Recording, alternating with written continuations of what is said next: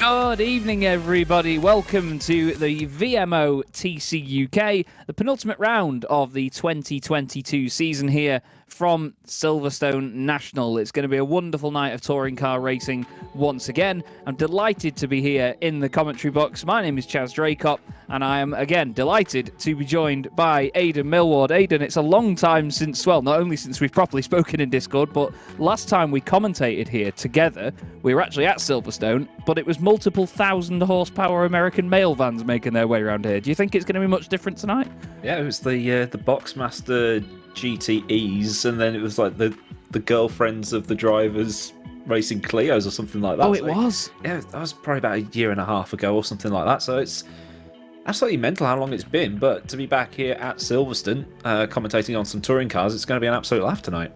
It is indeed, and of course the main difference now between the last time I saw these cars anyway and the obviously this season now, it's actually the hybrid element which has been brought in, which is fantastic to have in these cars. R Factor have done a wonderful job with the BTCC cars as of late. The BMW just being announced as well, which will be coming to the service very, very soon. It's just great to have proper touring cars, isn't it? Because across the last few years with a number of different sims, there's never been a real true sort of full-on laser scanned, properly developed touring car, has there? It's all been mods that are of varying quality, really. Yeah, I think now with R Factor 2 getting the official BTCC content, and just as a fun stat, it's 25 years since the original TOCA game on the PlayStation, so anybody watching that's now feeling old, I do apologise, but I mean, I played that. You must have played that at some point.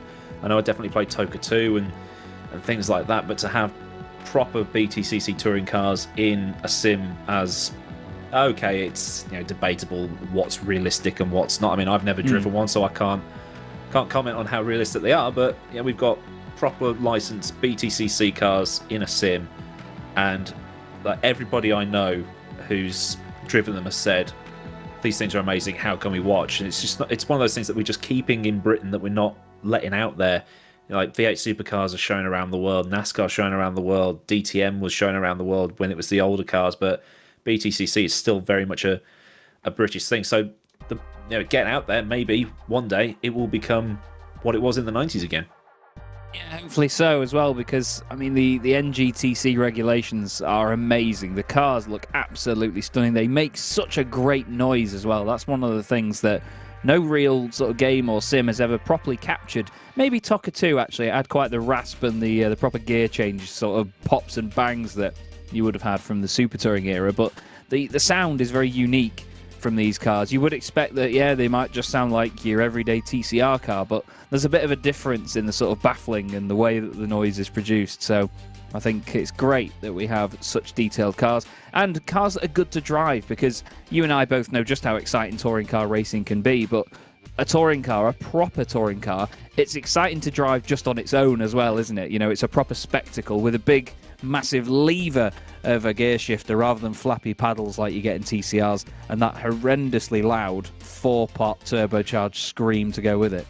Yeah, I mean, we were probably 2 years ago now, we were racing together at this track in this league. So very true. We'd watch them on the TV, every other Sunday. We'd race them in this, and now we're talking about them. So I think we've pretty much completed the set, haven't we, with these cars? So, and don't let these this bit of stock footage fool you. It is wet out there. The weather is very much autumnal Britain right now. I mean, I'm about 70 miles north of Silverstone, so it's been wet here. It's been absolutely sodden out there over the course of today, so we could expect 3 races all completely wet, which might actually be a first for this series.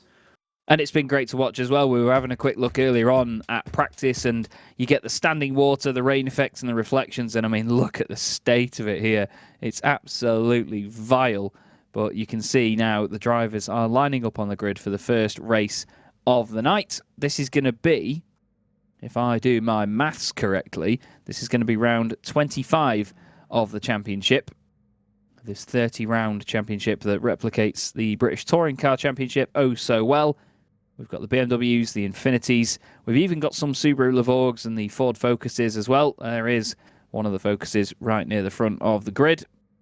And we're about to get things underway. We've got John Munro on pole position with Matt Richards alongside him, Callum Wilson and Dan Kell on row 2. Then it's Daniel Hurlock and Chris Butcher on row 3. Richards, the championship leader at the moment, and he's having a hell of a season of it so far. We're underway for the warm-up lap.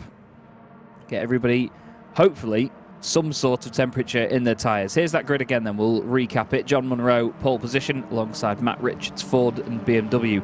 Callum Wilson in third, alongside Dan Kell on row 2. Then we have Daniel Hurlock and Chris Butcher on row 3. Jakub Kowalski is alongside Ross McGregor on row 4. We both had a similar reaction before when we saw Ross was on the grid. It's great to see him back.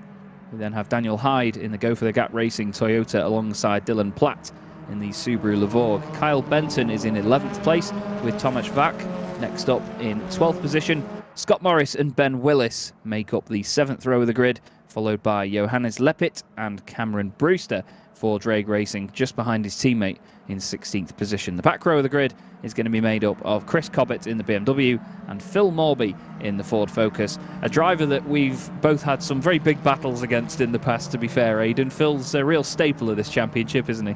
Yeah, he's... I still haven't forgiven him for the accident at Thruxton in Season 1, where I was following Jack Nicholls and I pulled out to try and get a sniff at him, and to find that Morby was there broadside in the middle of the track at Church.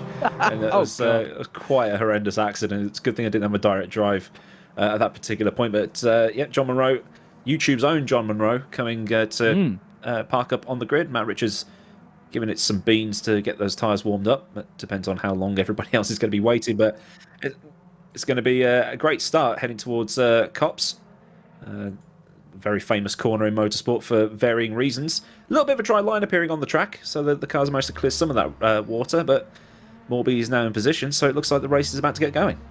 And a couple of cars further on from Morby, I think it was Johannes Lepit actually just reversing on the grid there. I'm not sure whether he's going to get away with that, but you can see a big angle, as our producer has pointed out, from John Munro. Really points the car over Hakkinen style, but we're underway for the 25th round of the season. And off the line straight away, Matt Richards has flown in front of John Munro. Really good start from him, and Callum Wilson holds on to third place. There's reigning champion Dan Kell in the Ford Focus. Everybody else filtering through nice and clean so far. You can sort of feel the fact that they're tiptoeing, but you're right though, Aidan, dry line already as they go into Maggotts and Beckett's.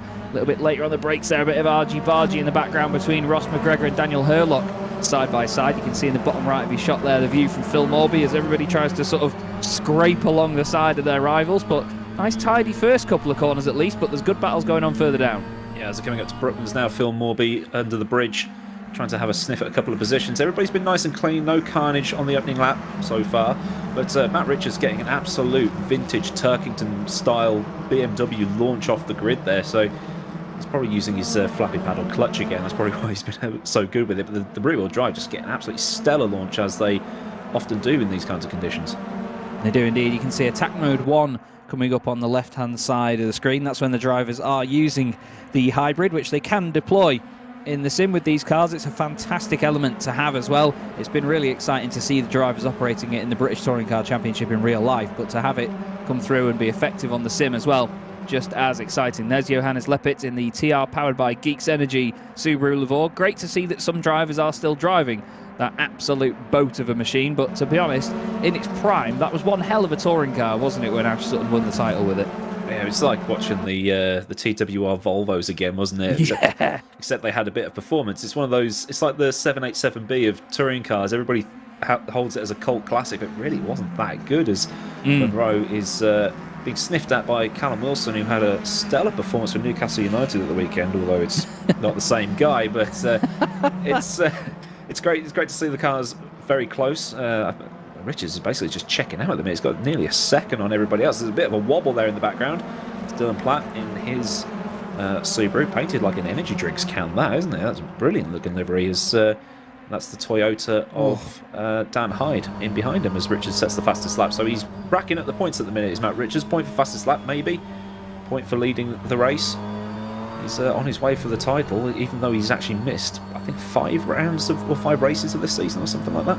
Yeah, he didn't start. Last time we were at Silverstone, he didn't start races 1 and 2, and he missed the entire race meeting at Alton Park as well. But he's taken 6 race wins this season, the most of anybody. The most anyone else has got, is 3. He's got 15 podiums, and the most anyone else has got is 11. He actually won the last race that was shown as well, which was Knock Hill. He's been on the podium for the last 9 races from Croft. Since Croft, Matt Richards has been on the podium in every race. It's been absolutely remarkable. But the thing is, he really clicks with that BMW. He knows it inside out by now. As you can see, Callum Wilson gliding the Infinity round the final corner, trying to stick with John Munro in front. You can see McGregor's name on the side of the car, but that's just part and parcel of things in R-Factor. Sometimes you can run in someone else's car, but they just haven't had time to put John's name on the window. Maybe they didn't have the vinyl ready. But look at how much these guys are attacking the curbs and the inside of these corners. Maybe a little bit on the outside there for Dan Kell, but that's the thing. You've got to push in these conditions. Now there's a drying line. You've got to sort of test the limit of where that grip is, haven't you?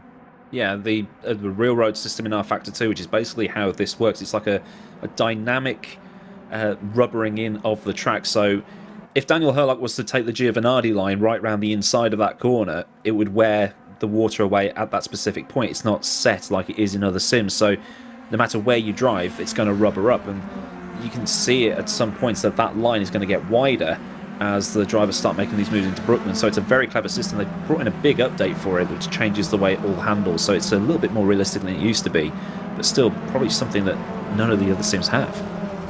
Yeah, that's it. And you know, when you've got a road that reacts to what you're doing underneath you, especially when you get a real racing driver that comes over and uses the sim for training, it's the perfect tool to have, because you're not always going to have a track underneath you that feels perfect. You know, you might get there on a certain day and there might have been, I don't know, some sort of dust storm or something, or bad weather that has affected the circuit in a horrible way, left a load of rubber on from a previous race meeting.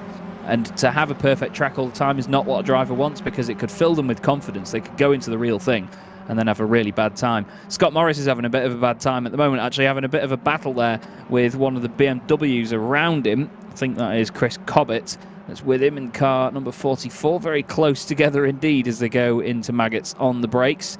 And now he tries to tuck the inside of the Subaru down the inside of the BMW. Sort of rear-wheel drive nightmare fuel right now with the slippery offline conditions, isn't it? Because, oh, hello, that was very scary there from Benton. But that's the thing. Even on the deceleration side of things, there's contact in front. Rip F. There's a big F in front. That is the Go for the Gap racing machine around. I think that was Dan Hyde, wasn't it, going through Luffield? Yeah, that's probably going to get a steward's report filed for that one, but yeah, that's just one of the things that happens. I'm surprised to see the Toyota just get launched around like that. Maybe the track really is that slippery, but as you see, Wilson just get a wobble on the exit of Copse, so it's still a little bit treacherous out there. But the front wheel drive to go around like that really shows how wet the track is. Yeah, normally in that situation you can just stamp your foot and save it and just turn into it a little bit, glide the car around, but no, absolutely no chance of that for Dan Hyde in that scenario. But right now, the top 5, I don't want to say stale at the moment, but it is a little bit sedate with how the battles are progressing. Here's another look at things. So this is Dan Hyde side by side with one of the Infinities. That was car number 9 that was next to him on there. I can't see the car number on the timing screen, unfortunately. Now he's down the inside, but then look, he's turned across him. Yeah, just doesn't quite leave the gap. But I think with the run that he had through Brooklands, I think he would have expected that he would have fully been ahead by the time they got to Luffield. Great avoidance by those behind, and well done to Dan for holding the brakes and leaving the car where it is. He decided not to sort of throw himself back into the middle of the road. Just trying to see if I could find out which other driver that was that he was involved in. I think it was Daniel Hurlock, actually, in the number 9. That was the, I don't want to say the offender, actually, but the car that turned him around, basically. But yeah, as you say, I think Dan just closed the door on him there, expecting to get rid of the overlap. More battles, though, going on inside the top 10. Cam Brewster here, side by side. Thrown up the inside of Maggots and Beckett's car out of shape. Oh, that's I'll have to see another look at that. I'm looking at this with my steward's eyes at the minute, because I'm the one that's going to have to go through all this afterwards and make sure nothing untoward happened. But you know, you look at it, it's like, well, that might have looked like an unsafe rejoin, but I'll wait until I actually see the reports for that one. But Cameron Brewster up into 9th there ahead of Jakub Kowalski, with a train of cars in behind him, so should get nice and spicy over the rest of this race. We're only 7 of 22 in, so everything's happening here tonight. We should make it rain more often. Yeah, apologies. I did say it was Daniel Herlock before, but on the timing screen he came up as car number 9, but it was actually Jakub Kowalski that was involved with Dan Hyde. So apologies to Daniel. But right now, we have a few cars getting more and more glued together in the middle here. Phil Morby started from the back of the grid, and that's a very cursed car branding logo down the side of it, to be honest with you. It's a mix of Toyota and Ford. But Morby's always had these sort of striking liveries on his cars, hasn't he? It's been like dazzle camouflage to everybody around him. I think the story goes is that he wanted to drive the Toyota, but he also wanted to drive the Ford and couldn't decide which one he wanted to drive, so he's gone. he's taken the Focus again, but painted it somewhat akin to the old BAR livery from 1999 with the... Just needs a zip down the middle, and that's sorted as he's under attack here from car number 85. That's Ben Willis. Willis cuts the corner. Nicely on the apex of Brooklands, a car off on the outside. Kowalski. Morby's coming back again, trying not to hit him. Oh, a little bit of contact, but the Infinity still survives. For some reason, when I'm doing the students reports, that turns up as a BMW. I'm not sure how that keeps happening, but Ben Willis has managed to make that work. Yeah, only just as well. He left minimal room down the inside to Phil Morby, but it was very close, lovely touring car racing. But it's great to see that they can have those tiny moments of contact and still get away with it. This is Jakub Kowalski for the Wilsman Racing Machine. Himself. Yeah, he just gets off that dry line, doesn't he, on the way in? Dips that right rear around. Actually, that's a very good shout. Well, he's been around twice already. Because he went round at Maggots and Beckett's not long ago. It was him that was sideways in front of the rest of the field. So maybe he has made an interesting call there. As we look here at Daniel Herlock, there is the actual Daniel Herlock, car number 87 for RSR. And ahead of him is Chris Butcher trying to make progress forward. Chris, of course, a driver that's always one of the front runners in this championship. But right now, he's stuck behind the actual Ross McGregor in the Ford Focus. Yeah, it's the performance has teetered off a bit for Butchie at the minute, the winner of Season 1 in 2020. But he's just not seemed to be near the front lately. Been involved in a couple of accidents, not of his own making, a couple of tracks this season. But yeah, it's usually he's fighting for the win, but right now he's stuck behind Ross McGregor as we look back from the Scotsman. And it looks like Butcher might come under attack from Daniel Herlock in behind as well. So then again, he is carrying a bit of ballast. The cars are carrying ballast depending on where they are in the championship, so that might be holding him back a bit. So in race 2, he'll shed a bit of that, carry a little bit less, then who knows, maybe he will be at the front again. But some drivers just have off days. Whoa, almost went round. And again, is he on dry tyres as well? Well, it's yellow sidewall tyres. So that's the mediums, as Paul de Resta would say. They're brave, these boys, aren't they? If they genuinely are. But yeah, Chris Butcher, he's got 2 race wins and 11 podiums this season. It looks like Herlock's on those tyres, and indeed behind him as well, you've got Platt on those tyres too. So it really shows you that, you know, these drivers, they had the confidence that it was going to dry out. I mean, compared to what we saw in practice earlier, it is basically a stone dry circuit now in comparison. As Butcher now on the right hand side of McGregor. McGregor leaves him the space. Dan Kell has actually sort of backed up into these pair now. Butcher gets out of it into Maggots and Beckett's, tries to keep it nice and tidy. It's Dylan Platt that has gone through and overtaken Herlock, but look at the car getting out of shape on the power on the exit, and Butcher's got alongside McGregor now, but while he's on the inside here for Brooklands, Aidan, that's going to put him on the outside for Luffield. This could be a bit of a freebie potentially for Dylan Platt if he gets close enough. Oh, that was nearly contact there.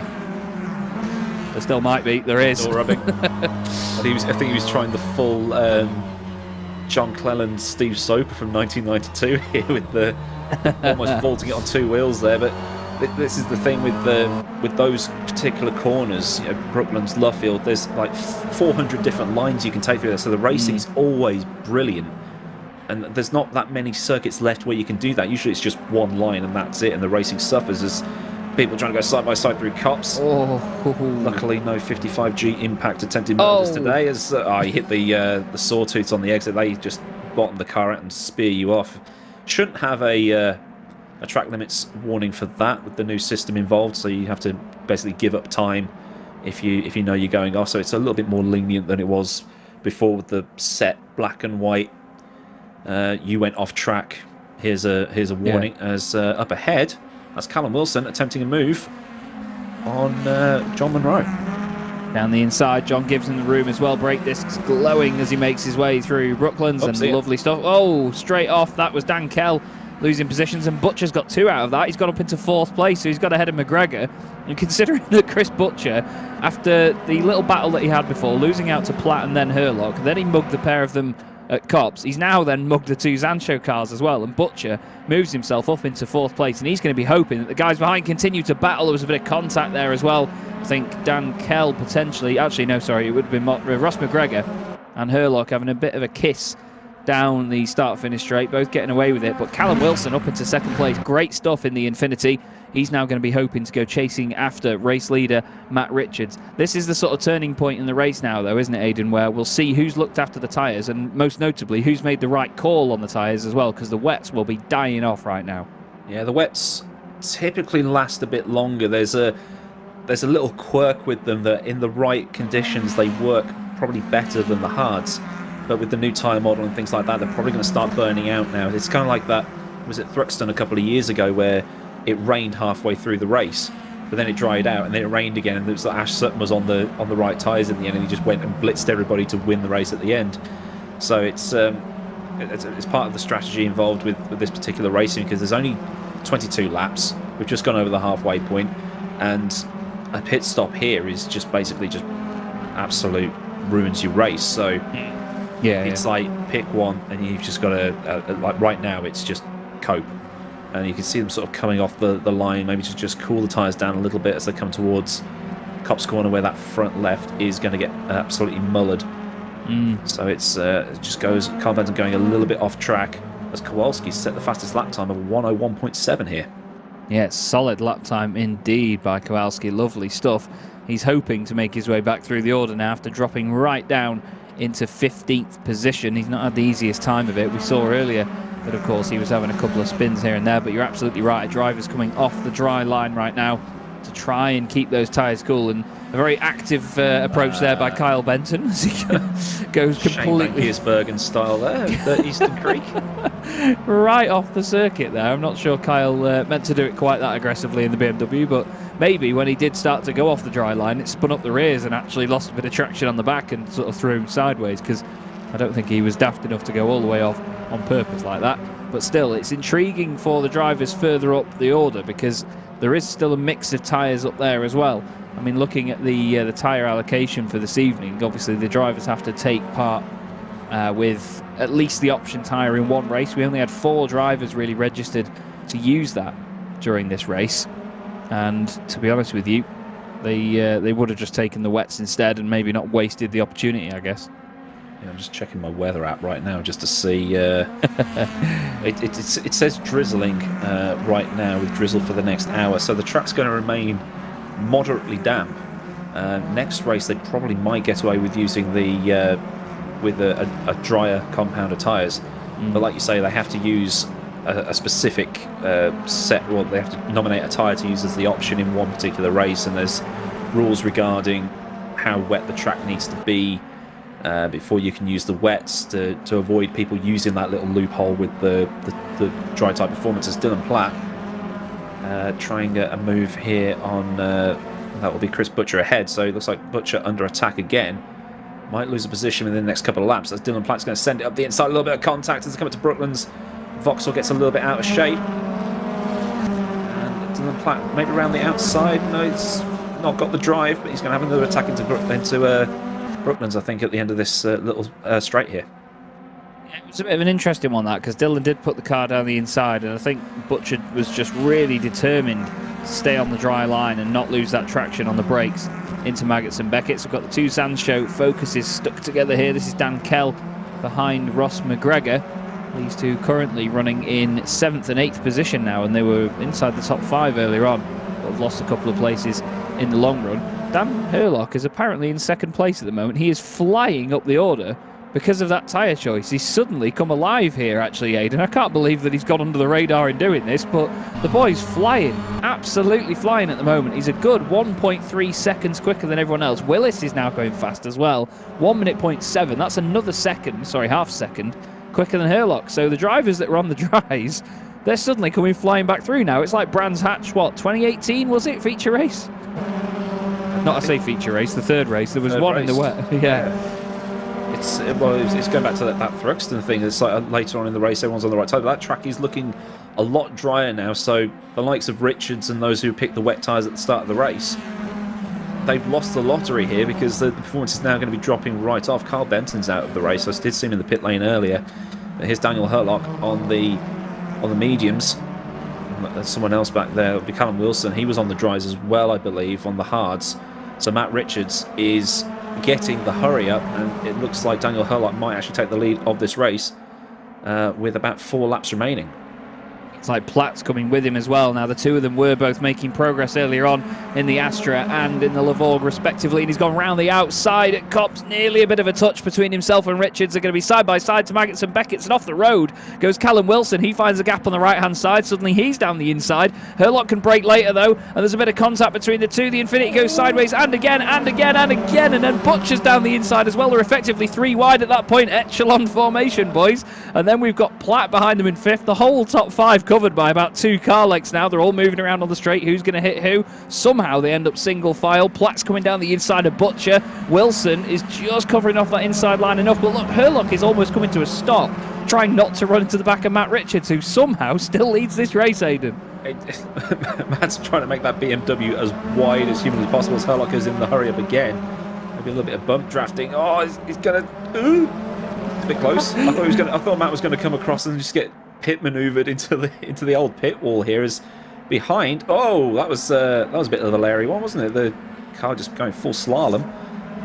But those 4 cars or 5 cars all in a shot of taking the lead of this race. I think Hurlock's got it done here. Those wet tyres are not hanging on anymore. He's just got that superior bit of grip, and once he gets the clean track in front of him, he can use every inch of performance he's got out of that car right now and then start to break away. Here's Ben Willis, who is cutting through the order as well. He's just gone through past the Zancho cars, as again we end up with 3 wide scenario here. Somehow Butcher's making this work as well, actually. He's on the outside of this. He's on the same tyres, actually, as Hurlock. They're side by side. Now it's Astra versus Astra for the lead. He's later on the brakes into Brooklands. Oh, and Butcher's mugged him.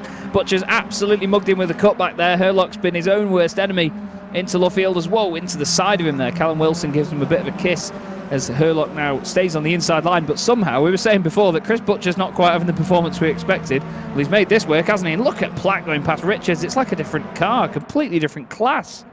Richards was like leading by about nearly 3 seconds, and then the lead just evaporated. Butcher's now leading, Platt's in second, Richards now third. And Richards is in danger of losing third and the podium completely because the better exit has been had here. Richards could be down as low as 5th by the end of this lap.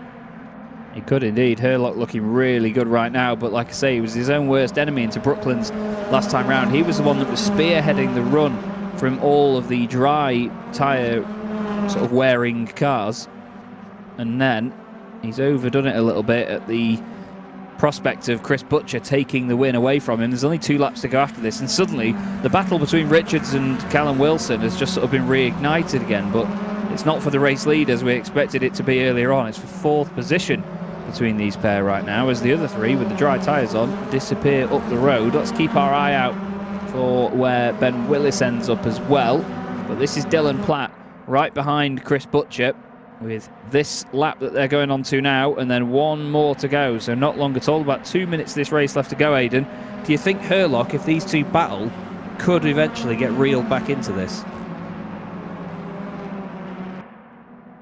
Could possibly. It's about to happen.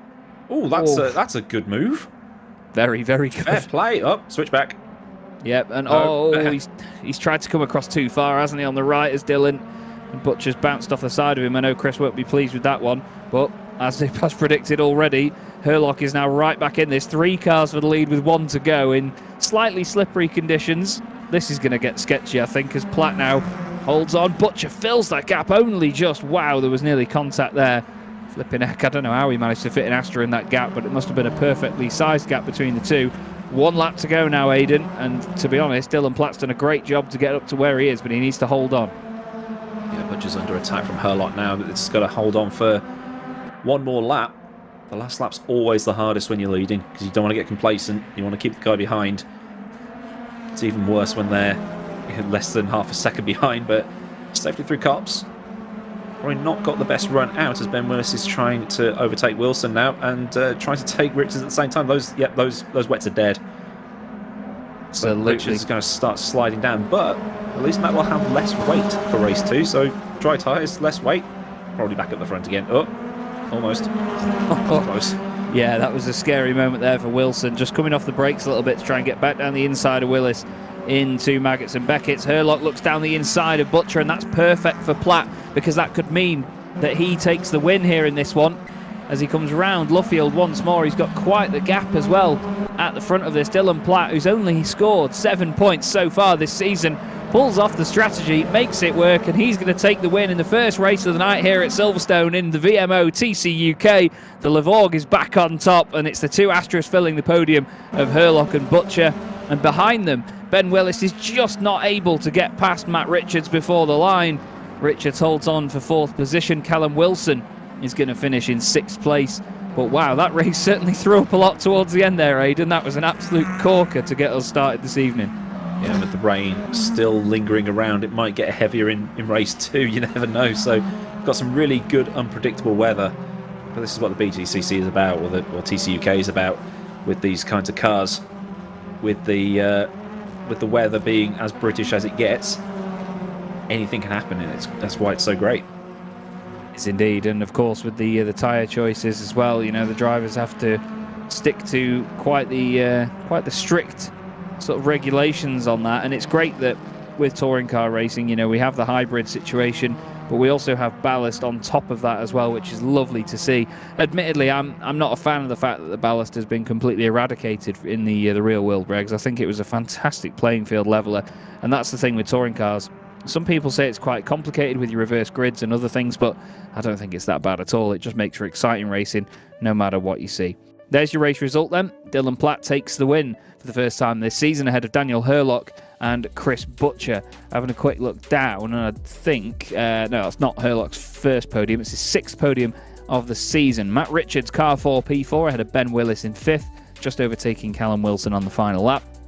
Then we had the two Zancho Simsport Ford Focuses of Ross McGregor and Dan Kell. Following them was Tomasz Vak in the number 66 RSR machine, and John Munro rounds out the top 10. And don't forget, he started that race on pole position as well, went completely backwards in that one. Cam Brewster finishes 11th ahead of the two teammates Scott Morris and Johannes Leppit.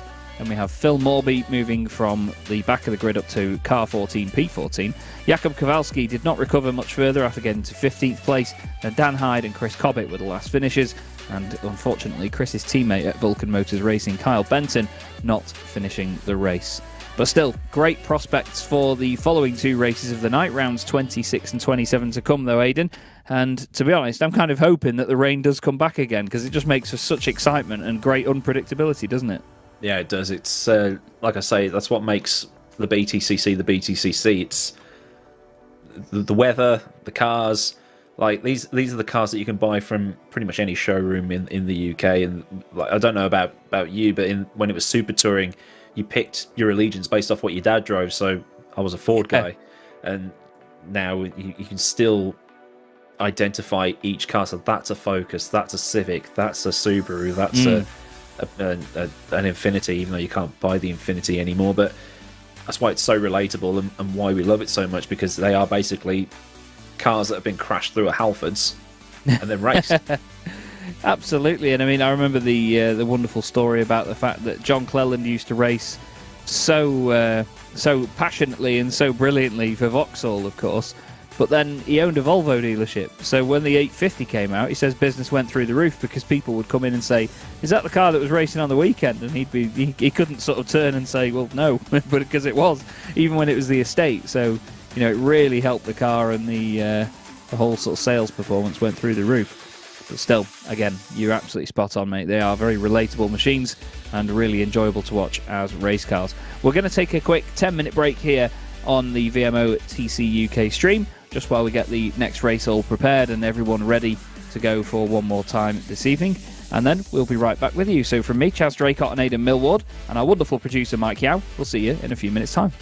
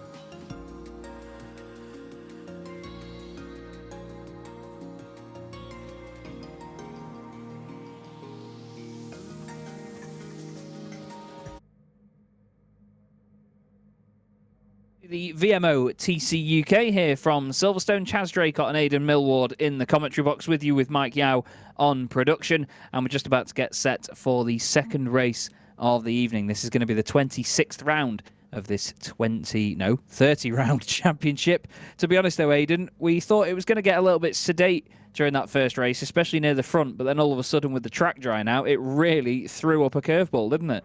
Yeah, track evolution's probably my favourite bit of R-Factor 2, with the dynamic racing line and how the weather can dry out over the course of a race depending on where you've driven the car. So yeah, I'm looking forward to this one where the track is quite a lot drier than what we saw for race 1. We've got Dylan Platt starting on the front row from pole position as he finished the first race alongside Daniel Hurlock, with Chris Butcher and Matt Richards on row 2. Then it's Ben Willis and Callum Wilson on row 3, ahead of Ross McGregor and Dan Kell, the two teammates, on the 4th row. Thomas Vack is next up, ahead of John Munro, who actually starts this one from 10th.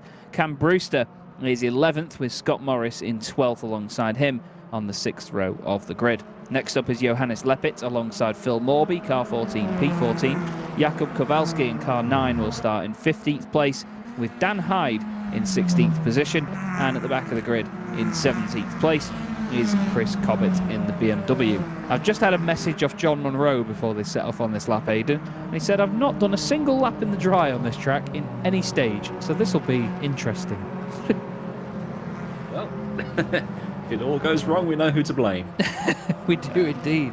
But I mean, like, everybody knows Silverstone, even the shorter layouts. I'm sure everybody's raced them at some point. So I mean, he'll figure it out.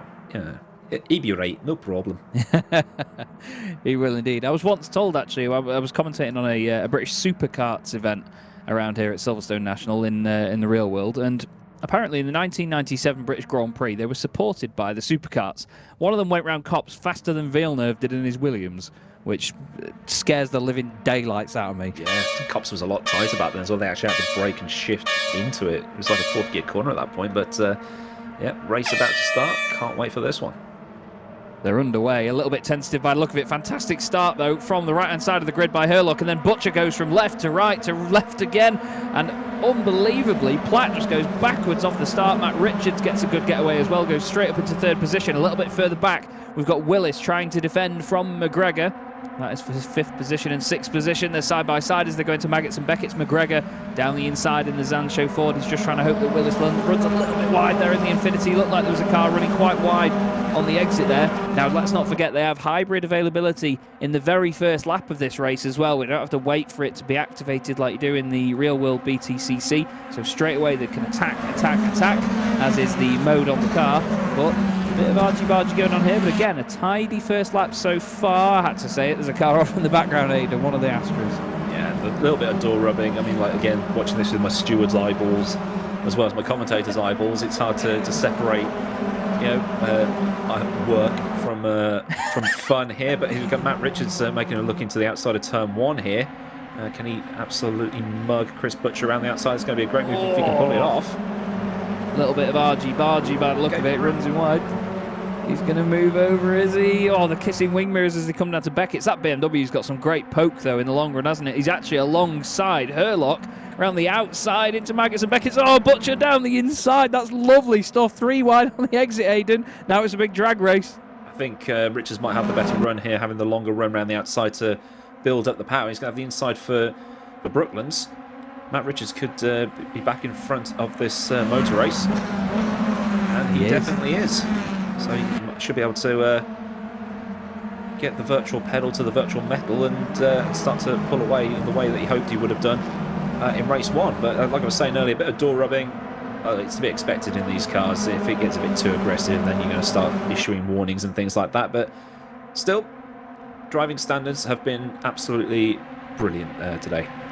Yeah, they've been really good so far, nice and tidy, especially on such a sort of short, quick-fire circuit as this as well. You expect, because we have so many laps, that the drivers take that into consideration and think, maybe I'm going to send it a little bit here in the opening stages. But no, not quite the case this time around. Chris Butcher, 2nd place right now, but you can already see that gap opening up to Matt Richards in front of him, Hurlock 3rd, then it's Platt and Willis in 4th and 5th. Behind them we have McGregor, Kell, Munro, Wilson and Brewster rounding out the top 10.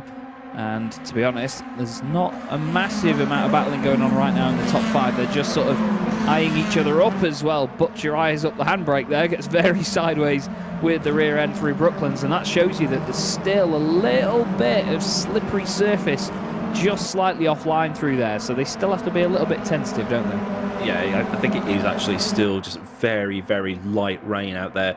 The R Factor 2's removed the wet percentage indicator that you get, like percentage wet online, percentage wet offline. So now you have to do it by feel like you would do in the real world, which is, again, one of my favourite updates that's come recently, because anything that messes with esport teams' spreadsheets is a win. So they're basically driving with feel, so it really is about the driver's skill right now, as well as setups and things like it. With these sims, you can mess around with the setup and break the system in a little way. But Matt Richards starting to pull away. He's got nearly a second on Butcher. Butcher basically having a trolley train at the minute with everybody else in behind him, so he might be coming under attack once again. But still had some brilliant racing, and hopefully it continues for all 3 races. Got Platt starting to slightly close in on Herlock as well. The Lavorg is getting closer and closer to the back of the Astra, but you're absolutely right. If you've got any sort of advantage by the fact that you get a definite percentage of how much of the circuit is wet and how much is dry, it's not realistic in my eyes. And it brings me back to a story a while ago about during another sim with the Indy 500 that it was simulating. Drivers were complaining that other drivers were getting a bit of cloud cover on their laps and they weren't.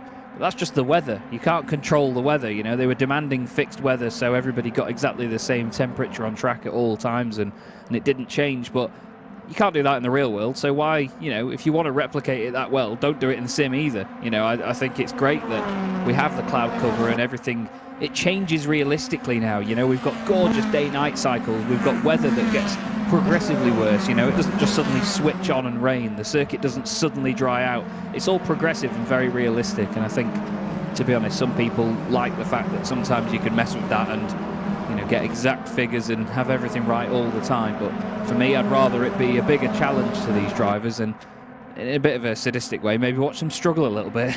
Well, saying that, Butcher had quite the snap going through Brooklands there, and almost messed up Luffield as well. So maybe feeling a little bit of the pressure from Herlock and Platt there, but they're going to maybe put in an attack very soon. It looks like that Platt's trying to have a sniff into Maggots and Beckett's behind them. The Zancho's trying to mug one of the drag racing cars. But we're still watching this little battle here. As you can see, the Lavorg just sniffing and slithering, trying to get something. Maybe see one hell of a send into Brooklands on this lap. Keeping our eye now on how the car behaves, and it's just when it grabs the brake a little bit, isn't it? He seems to be a lot smoother that time round. There's a bit of a Zancho train going on in the background. The focus is all over one of the BMWs, which is Ben Willis in 7th position, and Callum Wilson in this as well in the Infinity. And apologies, yeah, it's not the BMW Ben Willis. I'm so used to seeing him in a BMW. It's actually the Infinity. Monroe's out. He's in, and John Monroe has disconnected from the race apparently. Oh heck.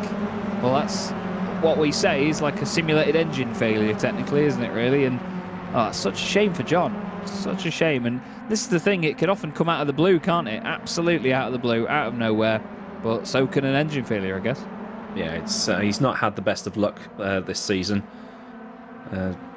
Theoretically, it's one of his 2 3 home races of the season. The 2 Silverstone rounds, because he lives in the Toaster area. That's not how you overtake. It's the other sim you use to do the grass mowing.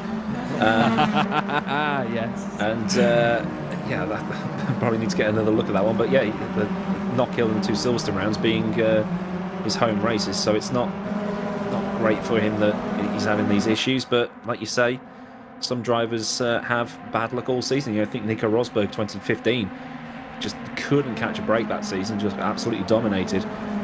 So he's probably having just one of those seasons really, as Herlock tries to avoid upsetting the track limit gods there.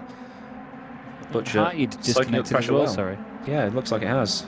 Yeah, he's just put in the Discord as well that he's been disconnected. It's not like his internet's gone or anything, but he's apparently been sort of thrown out of the server by a connection issue, unfortunately. So hopefully that doesn't affect anything further. But I'm afraid it's just racing at this point, and that's esports as well. It's what happens is behind there, Platt and McGregor side by side. Platt throws the Subaru down the inside. Very, very close indeed. You mentioned the toaster area earlier, actually, Aidan. I just call it the kitchen, to be honest with you, but I do spend a lot of time there. But yeah, we've got another great display here of cars that are very different. We've got rear-wheel drive long boy versus sort of short front-wheel drive chunky boy fighting each other as the two Infinities swap position. That is Cam Brewster going past Ben Willis, is it not? Yeah, it definitely is. See the very realistic writing on the windows there, using the exact same font. So Helvetica for the name, and then Impact for the numbers, as is used in real life. So you can identify your favourite driver, which is probably one of the great bits about touring car racing. It just needs that fluorescent strip now for the pit stop. Yes, it does. As Cobbett is in the pit lane and has been there for some time, so must have picked up a bit of damage getting that fixed, or maybe he's picked the wrong tyres and he's just thinking, oh, better get rid of those before someone throws me out of the race. But Dylan Platt in that the Butcher train, or all aboard the Butcher bus, I guess, if trolley train, Butcher bus. So they're going to start trying to want to get past him, but he's making that Astra pretty wide at the minute. If Platt gets to the front, it'd be the Platt parade, wouldn't it? Yeah. I've got splinters from the bottom of the barrel for that one. Herlock in third place, though. He's sort of stuck in the middle right now because he's got that very evil-looking Subaru behind him, and there, the bunda of Butcher in that Astra in front of him, very much filling the screen. But again, look, you can see a bit of tentativeness on the brakes into Maggots and Beckett's. Doesn't quite work out for him. And now into the slipstream goes Daniel Herlock, but it looks like Butcher's got a really good run off the corner. Wow, that car looks like it's just disappearing off over the horizon, to be honest with you. Hard on the brakes again into Brooklands. It's another corner where you want to turn in as early as possible, but it's actually quite a late apex to get it lined up nicely for Luffield. And no matter how many times you go around there, or at least I find anyway, how many times I go around there, it always catches me out. I think, oh, it's just one long, smooth corner. I'll turn in a bit earlier this time. And then there's that really pointy bit where the actual apex is, and you need to be careful. Look at them all on the hybrid, though, Aidan. They're all really attacking this right now. Yeah, the hybrid is for the whole race, I believe. I actually, admittedly, haven't had much time to play around with that through doing other things as well as YouTube stuff, as the Zanchos are joining in on this party now. It's yeah, they're all having a nice day. It's almost like one of those track days where you're not allowed to overtake, but you just got to stay. Oh, Butcher's gone wide, and that's gonna not put him in good stead for this run down the Wellington straight towards Brooklands, as Richard's just enjoying himself up front at the minute. Yeah, he's opened up that gap now and started to disappear away from everybody as this battle starts to erupt behind. But Herlock needs to be careful now, because if he starts making moves on Butcher, Platt will take the advantage straight away, and he's going to try and come through. But then Platt needs to be careful of McGregor. McGregor needs to be careful of his teammate Dan Kell, but he's going to be grateful for the fact that it's his teammate behind him and not just some foreign teamed driver sitting there all over the back of him waiting to take advantage. At least he's got a bit of a rear gunner there in Dan Kell, but Chris Butcher's having to work very hard indeed to keep fellow Astra driver Herlock behind him, and Herlock needs to wait and pick his moment. You can see cars a lap down there ahead of Matt Richards, who's barely in the shot at the moment because he's that far ahead. And the Infinities are starting to queue up behind the Fords now as well. It's actually quite neat and tidy in terms of manufacturers, because we've got the Astras leading the Subaru, the Fords leading the Infinities, and then at the back of it, spoiling the symmetry, we've got Phil Morby in the very garish blue and red machine trying to get involved as well. It's like Noah's Ark at the minute, going 2x2 onto the boat. Butcher's not had the best run through Brooklands again, maybe just trying to defend a little bit through Luffield to prevent the run out the other side, as full Tokyo drift in the background from the Subaru. That was Dylan Platt. That was beautiful. That was well great. held. I know, that was mad sideways from Dylan Platt, but it sort of started to glide into it, and it looked like one of those moments where the car breaks away so slowly that you don't notice at first, and you think, you know, I'll put my foot in a little bit, and, you know, just get the rear end around a bit. But it just kept going and going and going, and then it got to a point he held it, and then suddenly it looked like he got a really good punch out of the corner as the traction was suddenly laid down into the road. So hats off to Dylan Platt. He really, really sorted that out nicely, but he started to lose a little bit of ground there as he actually comes out of Maggots. And, well, to be honest, we've got Herlock all over the back of Butcher again, but I must say, he's not really proactively defending like mad here, Chris Butcher, but he's just putting the car in the right place at the right time. He may not be as quick as the guys behind, clearly, but he's doing the right job, isn't he? And he's still sat there and staying ahead of them, and that's the main thing. He's fast enough in the right spots. Yeah. Which, covering off Brooklands and Luffield is probably where he's going to get nailed on the exit or whatever. So he's keeping it nice and tidy, not defending too overly aggressively as we've seen at other rounds this season. Just for reference, that lapped car we saw, that's Cobbett, who's been in the pit lane. He also picked up a penalty, which I assume was for speeding in the pit lane, because he got it just as he was coming out. So it's not been a good race for Cobbett, but with 15 cars in the race, he's guaranteed to score at least 1 point just for finishing. So it's not all bad, but Butcher is losing a lot of time. That gap is now 3.5 to Richards up front, as Brewster and Wilson fighting into Brooklands hit. Infinity Nothing's going to work out here, but still Chris Butcher. That gap now 4 seconds, so he's losing about half a second or so. So Butcher's not having a good time out there, as it looks to be a move happening between Platt and Herlock. Yeah, Platt just got his nose down the inside, but Herlock carried the speed around the outside of Woodcote and managed to stay just in front of him. Just about getting rid of the overlap, but Platt's trying it again, and now the Zanshow focuses are ganging up on him as well. McGregor goes through on the left-hand side before they even get into Beckett's. He's hard on the brakes. He's got the Subaru bashing into the back of that Ford, but he's through. Really good opportunistic stuff by Ross McGregor. Goes up into 4th place, and now he's going to try and make a move on these 2 Astras ahead of him. He's thinking, right, you've had long enough now, Dylan, to try and get this done, mate. Watch this. This is how you do it. And really watch this. Throws it down the inside of Herlock. It wasn't too late to annoy anybody, really, but that was a very sudden move, and he's done it. Oh, no, but he's come back across the front of Herlock. Herlock slides the Astra down the inside. That's a penalty. That's a bump and run. He just had that tiny little touch, didn't he, that's unsettled him there, but now all of a sudden he finds himself back in it. Dan Kell's boxed in on the inside. Callum Wilson's there trying to go around the outside. Do they all know they're 3 wide? Callum's got to back out of it, get back on the circuit. Suddenly the Zanshow cars are side by side. Kell's on the inside of McGregor. They nearly lean on each other. And wow, somehow they've, well, not quite sorted it all out, because Wilson and Platt are now slapping into the side of each other. Meanwhile, Chris Butcher's probably breathed a hefty sigh of relief, because all of that's just given him a little bit more. But even then, that gap is still going up by about half a second per lap. So Butcher's not having a good time out there. He's managed to pull just a little bit, maybe about half a second, as McGregor's now ahead of Herlock for round 2 into Brooklands. But I think that's Herlock. It's been done by both the focuses. Don't make any more contact. Oh, there was. I could just hear the sigh of, oh God, I've got to sort this out. Only if it's reported, though. That's true. It's not reported. I'm not looking at it. There you go. You've heard it here first. Well, I'm sure they've all heard it before anyway, to be fair. But yeah, Cal and Herlock just bounce now again. Dylan Platt late on the brakes, tries to go around the outside of Callum Wilson. Callum's got to leave him the space. And to be fair, Platt's done a pretty decent job not to go too far off the road. And oh no, that's Cam Brewster going off the road indeed to go through. Callum Wilson has to come over to the left. Platt just about gets into the back of him. Phil Morby's involved now behind the pair of them. Wow, how did they all still make it into Beckett's there, Aidan? That was a bit of a miracle. No clue, as McGregor and Keller swap places. I don't know if there was a bit of team orders going on there. But it looks like Kell can now attack Butcher. 9/10 of a second between the two of them, as there's a lock up there for McGregor. You can identify the 2 Zanshow drivers, not just from the numbers on the car, but also the fact that Dan's got the red, which is probably the same colour as his Ford Sierra that he races in real life on the sort of front splitter, and then Ross has got or John Ross, whichever one it is. I know they're driving the same car, but he's got more of a turquoisey, sky blue, cyany, paddling pooly type of colour on the bumper as well. So paddling, just little details that Chaz didn't notice. That Chaz doesn't notice, and you're the pro here. God. Oh, it's mere pixels.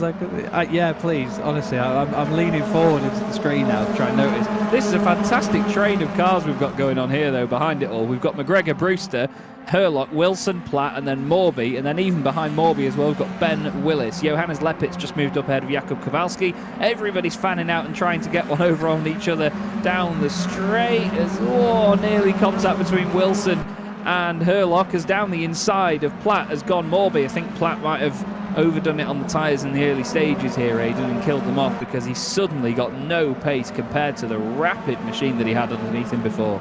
Yeah, and just look at that. Kel's just mugged Butcher into Cop's corner. That gap just disintegrated.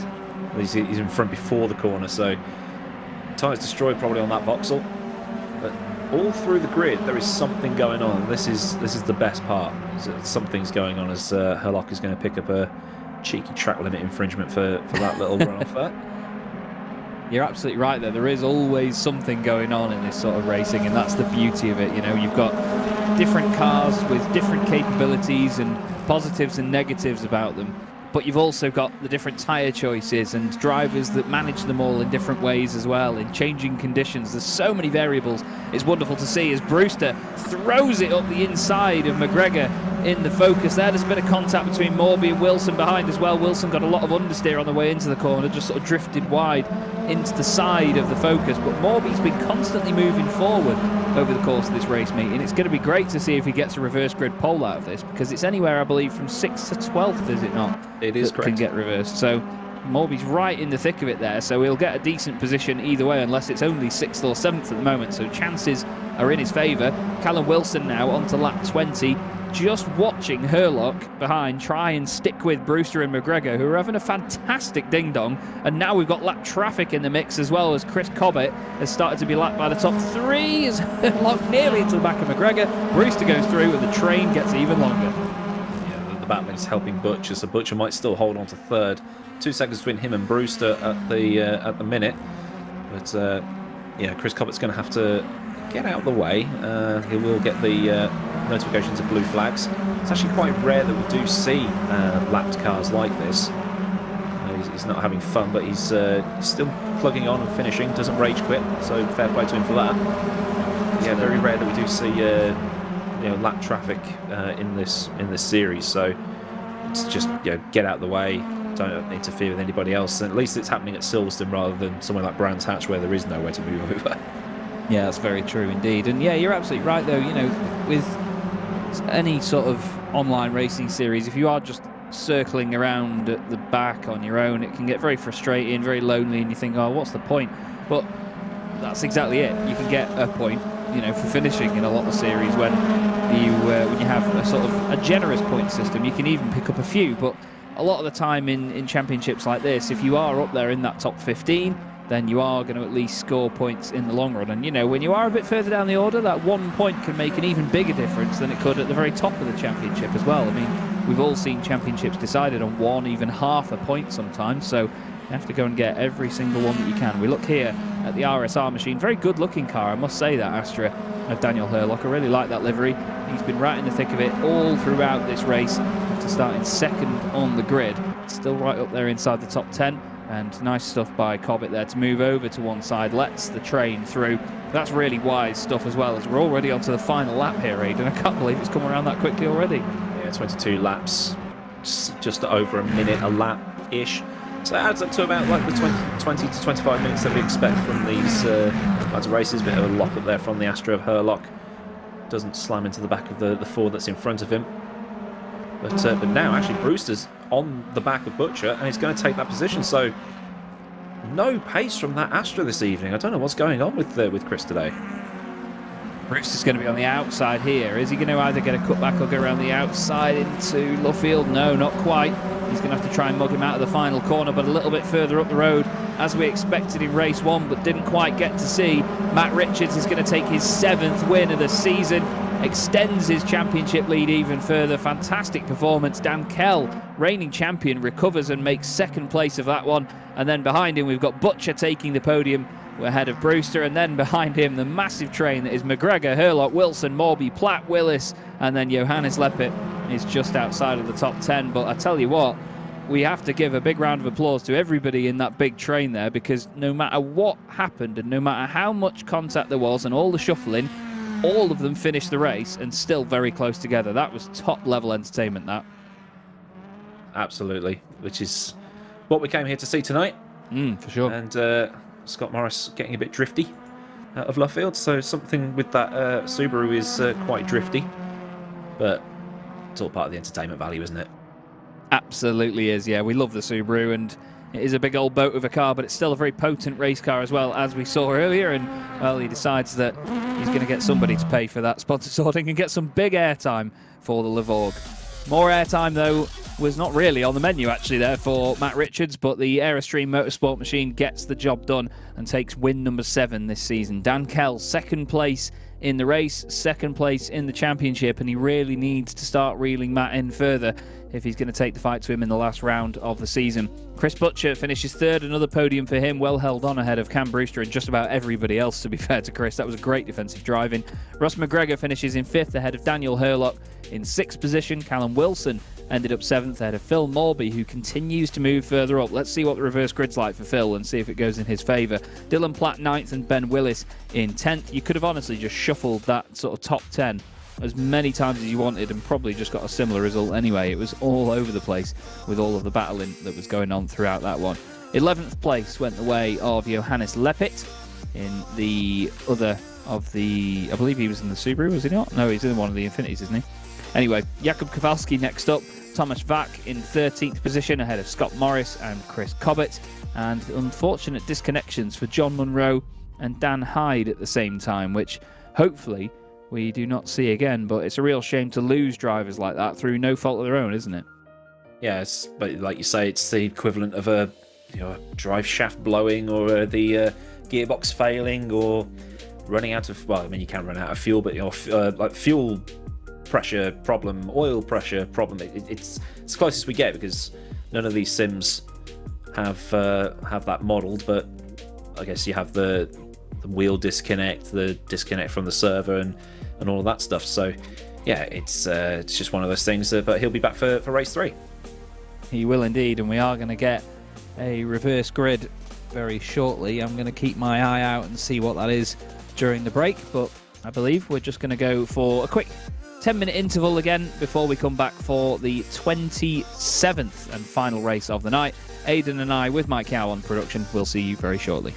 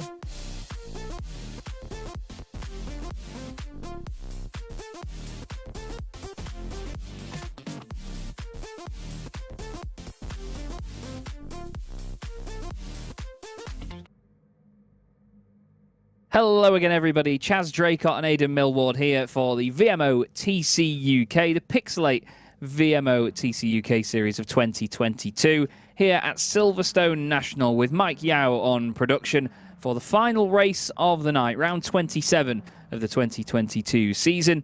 And to be honest, Aidan, we've had an absolute belter so far. The first race was great because of the changing conditions. The second race was great because of that massive train of cars we had in the midfield. And now we've got a bit of a reverse grid to go with it. Only 6 cars swapped around, though. And this third race, well, it's usually the feistiest one of the lot, isn't it? Yeah, race 3 is always the one, because the people that usually win, they're a bit further back, so they've got to fire their way through. So we usually see some great overtaking and some moves, or you could just see someone do a Turkington and just take the maximum that you need. But the grid on your screen there, so Willis, Wilson, McGregor, Dan Kell, it was 8th position that was that drew the lucky dip, I guess. Thomas Schwach on his debut in the series. He's in 9th with YouTube's John Monroe in 10th, Cameron Brewster for drag racing in 11th, and someone else was there in 12th. But 13 is Johannes Leppert, Phil Morby with Team Atgani. That stands for All the Gear and No Idea, which is a great name because it just sounds Italian, which is great. Jakub Kowalski in there as well. Chris Cobbett, after that absolutely awful race 2, he's got another chance to make up some places in race 3. I think some of that might not have updated in time because we've actually got Herlock on pole position. Most of them were right, but there was like 1 or 2 that were in a different place there for some reason. We've got Kowalski and Vak he's actually 13th but showed up on there as 9th, but the rest of them seem to be correct, which is a strange one, but still everyone making their way round to the grid now to line up. Herlock right near the front of the grid again this evening. He's got McGregor alongside him, who's going to be definitely hoping for a race victory. So far this season, Ross McGregor hasn't taken a win, but he's had 5 podium appearances, 1 at Snetterton, 1 at Croft, 1 at Thruxton, and 2 of them here at Silverstone. So he's going to want 1 higher now to take the race victory outright. There is the view from John Monroe's car in the bottom right of your shot, and we're underway for the 27th round of the 2022 season, final race of the night, and it looks like a solid start by Herlock. He gets a really good launch and manages to stay in front in towards turn 1. There's Brewster around the outside of Matt Richards as well. Brewster didn't get the initial launch off the line, it seems, and Butcher's actually got ahead as into Beckett goes Ross McGregor down the inside, which becomes the outside. No, he's turned across the front of Herlock, and now Butcher's going to try and take advantage of this indeed. Can he find the gap in the middle? No, he goes to the gap around the outside. Everybody else seemingly keeping it nice and tidy. You can see Morby's car poking out there, but again, feisty stuff straight away, Aidan, but no one falling by the wayside. Yeah, like I said earlier, the driving standards tonight have been absolutely impeccable. Compared to other rounds we've had where we've had to have some words about people being too overly aggressive, but Ross McGregor is currently in the lead of this race. Dan Kell has just moved up into 3rd. He's all over the back of Chris Butcher, who was his championship rival for last season, but McGregor half a second to the good at the end of lap 1. Yeah, he's doing a great job, and Kell is now side by side with Herlock as well, who's tried to take advantage of that little battle going on. There's bollards and all sorts being chucked completely off the scenery to the right-hand side of our shot there. Everybody making their way around Copse once more. Kell does move up into 3rd place. Richards is 5th at the moment. The other side of Herlock, he's got Brewster just behind him in 6th spot. Then we've got Callum Wilson. Oh, McGregor takes a very deep inside line there through Beckett's, clips a bit of the grass as well, running all over the curb. And look at it now, he moves over to the right to try and break the slipstream as soon as possible. There's one 20-wheeled car further back in the order as 5 of them are completely nose to tail. You've got to love the depth of field effects as well on our factor. The blur is just gorgeous. They've really, really nailed it compared to a bunch of other sims, to be fair. McGregor, though, well, he's nailed this start, to be honest with you. And he's going to be praying now, isn't he, Aidan, that Kell has a go at Butcher and just saves him that bit of aggro for now in these opening laps. Yeah, that's what I'd want Dan Kell to be doing right now. Is Dan has a lot of real-world experience, going to a lot of racetracks with his dad, and to paraphrase a certain British touring car commentator, I know his dad. Great guy, and like Dan knows how to handle a virtual and real-world motor car, so he's definitely experienced. And with 0.3 of a second between him and Butcher, an attack might be happening soonish, as attack mode lights up the timing screen here. You can barely see the cars because everyone's using it. Yeah, indeed, everyone using the hybrid as much as they can early on to really establish their positions in this race, get overtaking moves done while the field is nice and close together. That's the thing. You don't want it to spread out, and then all you have to do later on in the race is use your hybrid to sort of fill the gap ahead of you rather than using it to overtake someone directly. But again, we find Butcher thrown straight into a defensive scenario. Dan Kell not on the hybrid here as he comes around Woodcote once more. He doesn't need to use it as much because he's in the slipstream of that Astra in front of him, but he knows now that his teammate is starting to break away at the front. He'll know as well after that second race of the night that Astra really isn't looking strong around here this evening. The THR machine certainly having to work very, very hard, but there's so many other drivers in the background having a good old scrap in there. We've got Willis having to go at Morby with Dylan Platt involved in the Subaru as well, as Kell tries to open the door down the inside. Doesn't quite make it work, but boy, he's getting close on occasion here to overtaking the man in second place, Chris Butcher. Yeah, yellow in sector 2, so that's around that region. Maybe someone's just had a bit of a half spin or something like that. Colbert's up into 15, so he's having a better time already. As Dan Kell, trying to mosey around the outside of Chris Butcher, goes onto the little AstroTurbo. Here comes Matt Richards in that black BMW, just stealthily in. I mean, like, stealthily. He's driving that thing like it's an SR71 with the speed it's got. It's absolute rocket ship, that BMW. This is what happened. That's a... well, that's a report. I can see that as Cobbett is out of the race. That's a shame. He is indeed, yeah. Morris just going past him now on the timing tower up into 16th position. But yeah, Scott Morris getting a bit of a headbutt into Beckett's, and hopefully no headbutting going on here as Kell goes down the inside of Butcher, makes it move. Butcher goes for the cutback though, tries to slot in behind the Focus once more, moves over to the right hand side on the back straight. Matt Richards is going to get a double helping of the slipstream whichever way he wants to go here. Sticks to the left-hand side of the circuit, then moves over to the right. He's going to try and open up Brooklands as much as possible. Puts his nose down the inside of the Astra, and he's there. And, well, there's not much room to fill the gap, but he does it. He just needs to be careful now he doesn't come across the front of Butcher as well. He gets sideways, though, into Luffield, drifts the car all the way around, and that's the sort of noise anybody would be making behind the wheel. And look at how he slots back in there. That was lovely stuff, Aidan. He might not have made the place, but it was stylish. Well, Matt actually does a lot of drifting in Assetto Corsa. He does, yes. He's well suited to that kind of thing. As it's all kicking off in behind. Matt Richards wants another win today. Even with he's carrying like the maximum amount of ballast. Oh wow! And he's fighting that Vauxhall like there's nothing on it. As he's now taking the position. Now Richards and Kell, teammates at Zancho, but they're racing separately this season. Matt's figured something out with that BMW, hasn't he? He really has. I mean, the run that he got out of Cops was unbelievable.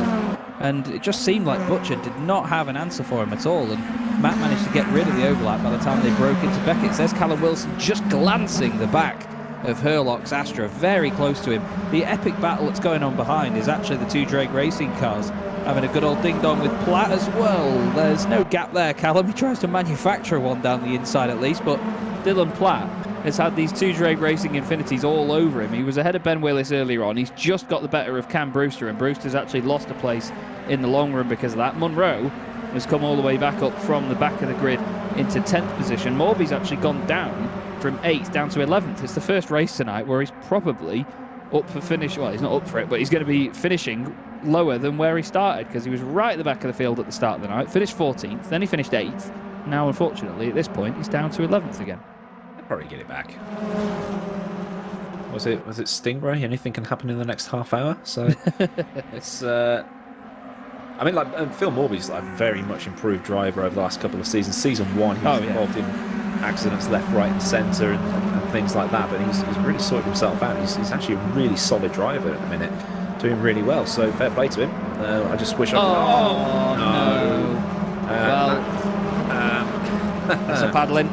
That's a paddling. Yeah. I saw that, Ben. Well, the thing was there is that Platt was so sideways on the exit of Brooklands, and it was amazing to watch. And they flicked the car the other way, but then Ben put his nose down the inside. But I think Platt was still having the slide, so when the car did eventually straighten out, it was already in front of where Ben was. But yeah, I don't think Ben had the patience for that scenario there. Like you said, though, we had two Zancho teammates here, effectively. Matt Richards all over the back of Dan Kell, reigning champion at the moment, second in the championship, ahead of current championship leader in that BMW, Matt Richards. 7 race victories so far this season for Matt. Nobody else has got more than 3. Dan Kell only has 2 with 6 podiums, but Dan's other point-scoring performances have been so consistent.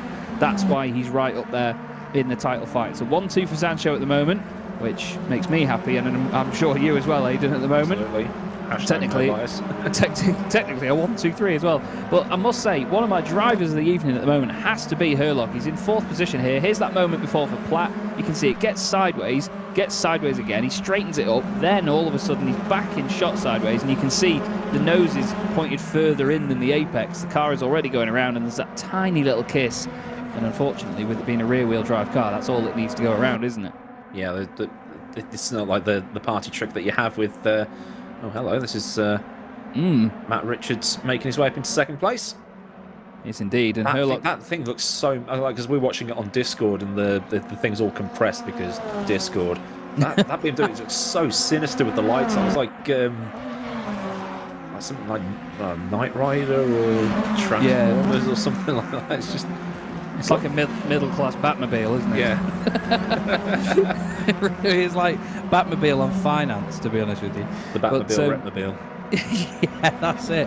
But Herlock right now, he's just queuing up behind Kell and Richards to try and have a go. Then you've got Callum Wilson in there as well. And Chris Butcher, well, he's not able to really have an attack. He's just sort of waiting for the fireworks to go on in front of him so he can then try and take advantage of it. But there is a big gap behind them, so they don't need to worry too much at this point about trying to open the door in front of them or try and go for a move. The only problem is when you've got a car right up behind you. If you risk a move, you can compromise yourself and then lose a place when you've been trying to gain one. So with this bit of daylight behind them, they might have a bit more confidence here. But Herlock, honestly, I'll say it again, it's been really one of my drivers tonight to really keep an eye on. One of my favourite drivers to watch because he's just always been in the thick of it. But no matter what, he's always been up there as well. You know, he's not lost a massive amount throughout all of it. Yeah, he's kind of like the sleeper of the grid at the minute. He's just there. It's like, oh, he's there. Okay, that's cool. But he's holding everybody up. He's having a crack at the champion. Callum Wilson as well. He's done really well this season, being up there and things like that. But I'm like, Butcher's now dropped back to 6th. So probably just maybe some people just don't have time to prepare, to practice for that kind of thing. So maybe it's just an off weekend, or off weekend, but an off day for him.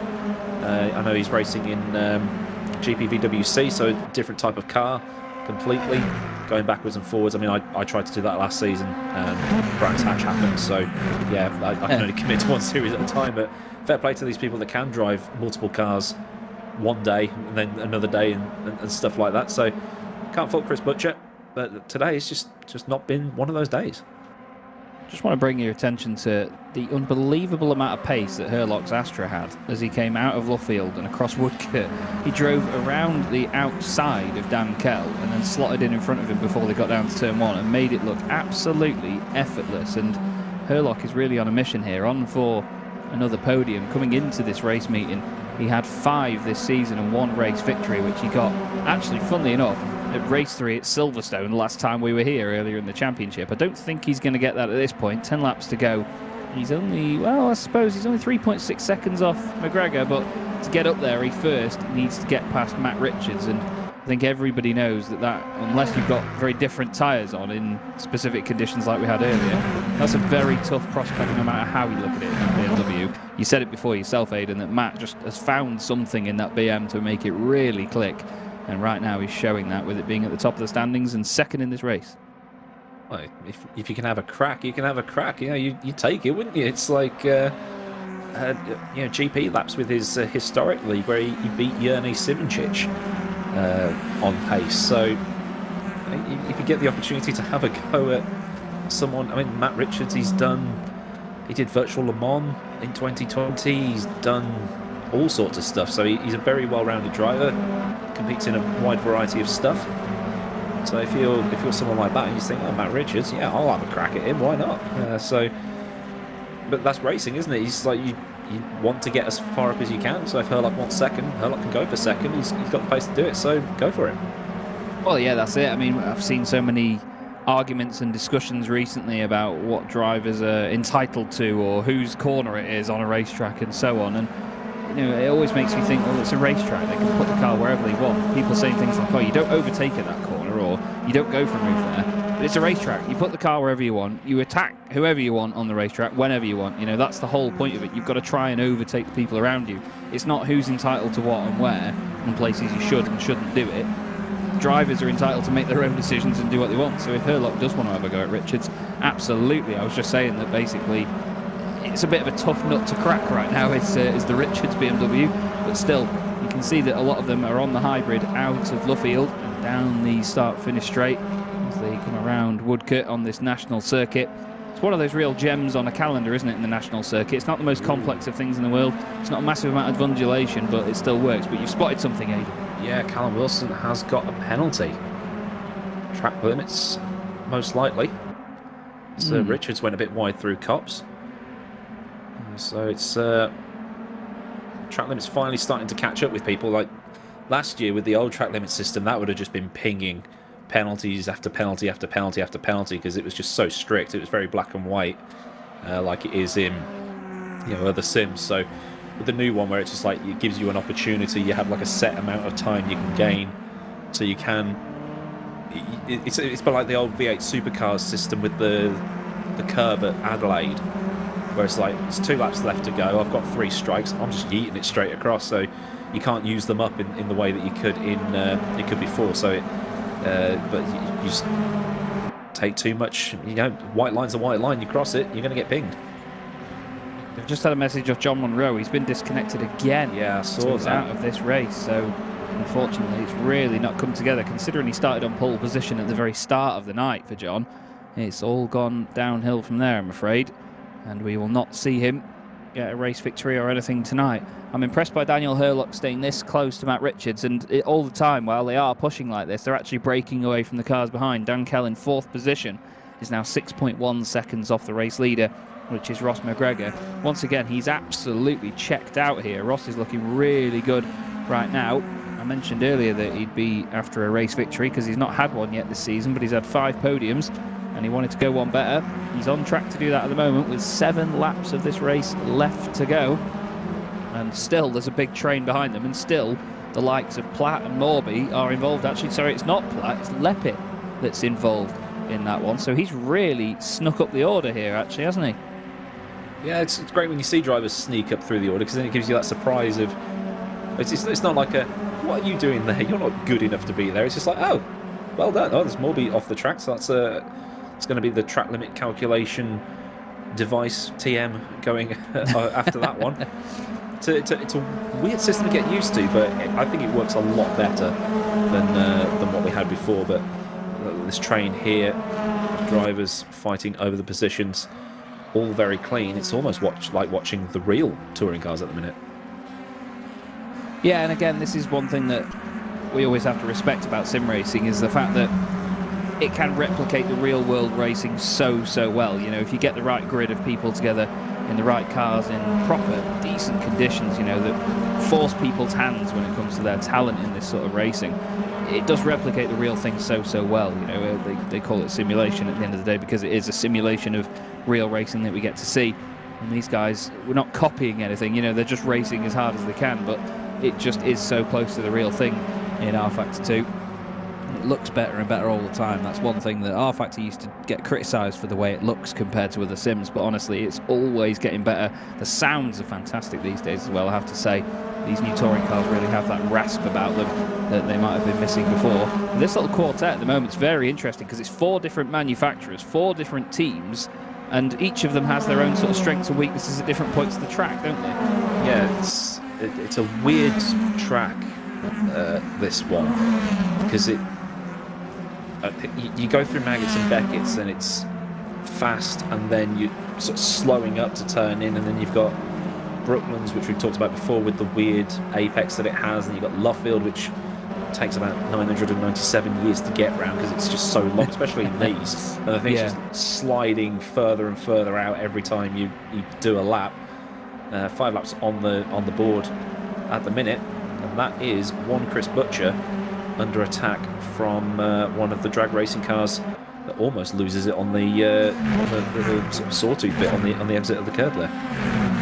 That's the thing with rear-wheel drive cars. They can catch you out like that oh so much. You know, you've got the whole balance of front-wheel drive performance being understeer, but in a lot of circumstances a bit easier to control. You know, you can't just plant your foot in the rear-wheel drive cars and get away with it. I've driven the Levorg a lot to know that it can be a real nightmare when you get a lot of compression and undulation on circuits. But somewhere flat like this, you know, you can get away with it in certain places because it's not as unpredictable. Silverstone is very flat, but there are still the odd bumps and drops here and there in this circuit. You'll see it as they go down towards Beckett's as well. It's almost like it does go downhill a little bit. There's that sort of sensation as you get onto the brakes turning left before you turn right. Yeah, indeed, Stowe, definitely. It sort of goes downhill and then curves back up towards you again, doesn't it? It's pretty amazing. It's 13 metres. You wouldn't think that, yeah. Wow. Thruxton's 10.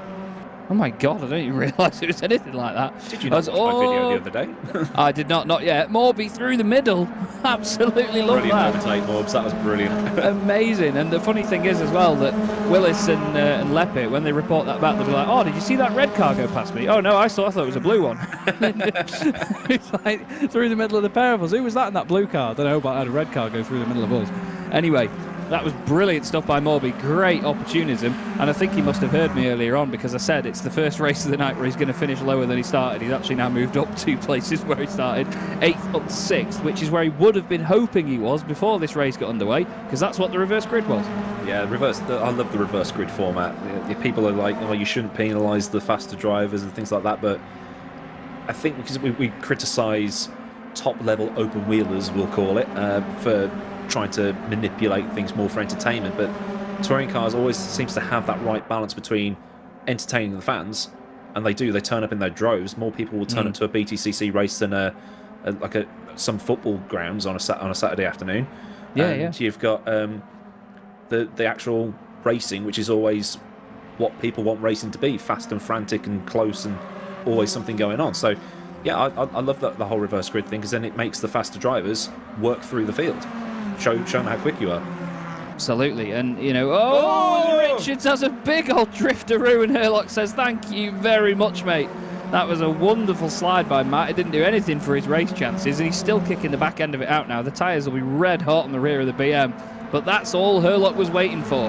He was just waiting for that little moment where Matt pushed it a bit too hard, and he's piled the pressure on lap after lap, filled the mirrors with that Astra, and there is the moment. That's exactly what he's waited for, and it's only a couple of laps from the end, and now Dan Kell's going to be in on this as well, and he's going to be a very happy bunny right now, is Herlock. Kell might not be so much, though, because Richards will still lead the championship and still get more points on him, as, Butcher starting to come under pressure here from Willis, who's side-by-side around the outside. Morby's got past him as well, actually. I wonder if that's what's held him up, really, a move or a bit of a battle with Morby. Willis around the outside. I think he's got that done. He has. Wow. Wow. There's just nothing from that Astra, is there? Well, Leppit leapt at the opportunity. Yeah. Hello. Lads. I think I'm watching. That's it. Big Brother is always watching. That's all above board. That's just touring cars, isn't it? A little bit of rubbing. That is proper rubbing is racing, not slamming the car into another one and going, oh no, rubber's racing, man, rubber's racing. Yeah, rubbing, not headbutting. We're on to the final lap already here, Aidan, actually. McGregor leading Herlock, Richards, Kell, and then Morby now into the top 5. And still all of this shenanigans going on further down the order. It's been a fantastic night of entertaining racing, though. There's always been something going on here. There's not been a moment's silence, has there? It's great. Yeah, that's what it's the best kind of racing, where there's always something going. It's like you see some race broadcast and there's about 40 seconds between the, like endurance racing you'd expect it, but sprint racing like this, you always want them nice and close together. You do indeed, and I'll come on to rose-tinted glasses in a few minutes' time after the racing's done. But round the final corners then comes Ross McGregor to take his first race victory of the season for Zansho Simsport in the Ford Focus. Very well done indeed to Ross.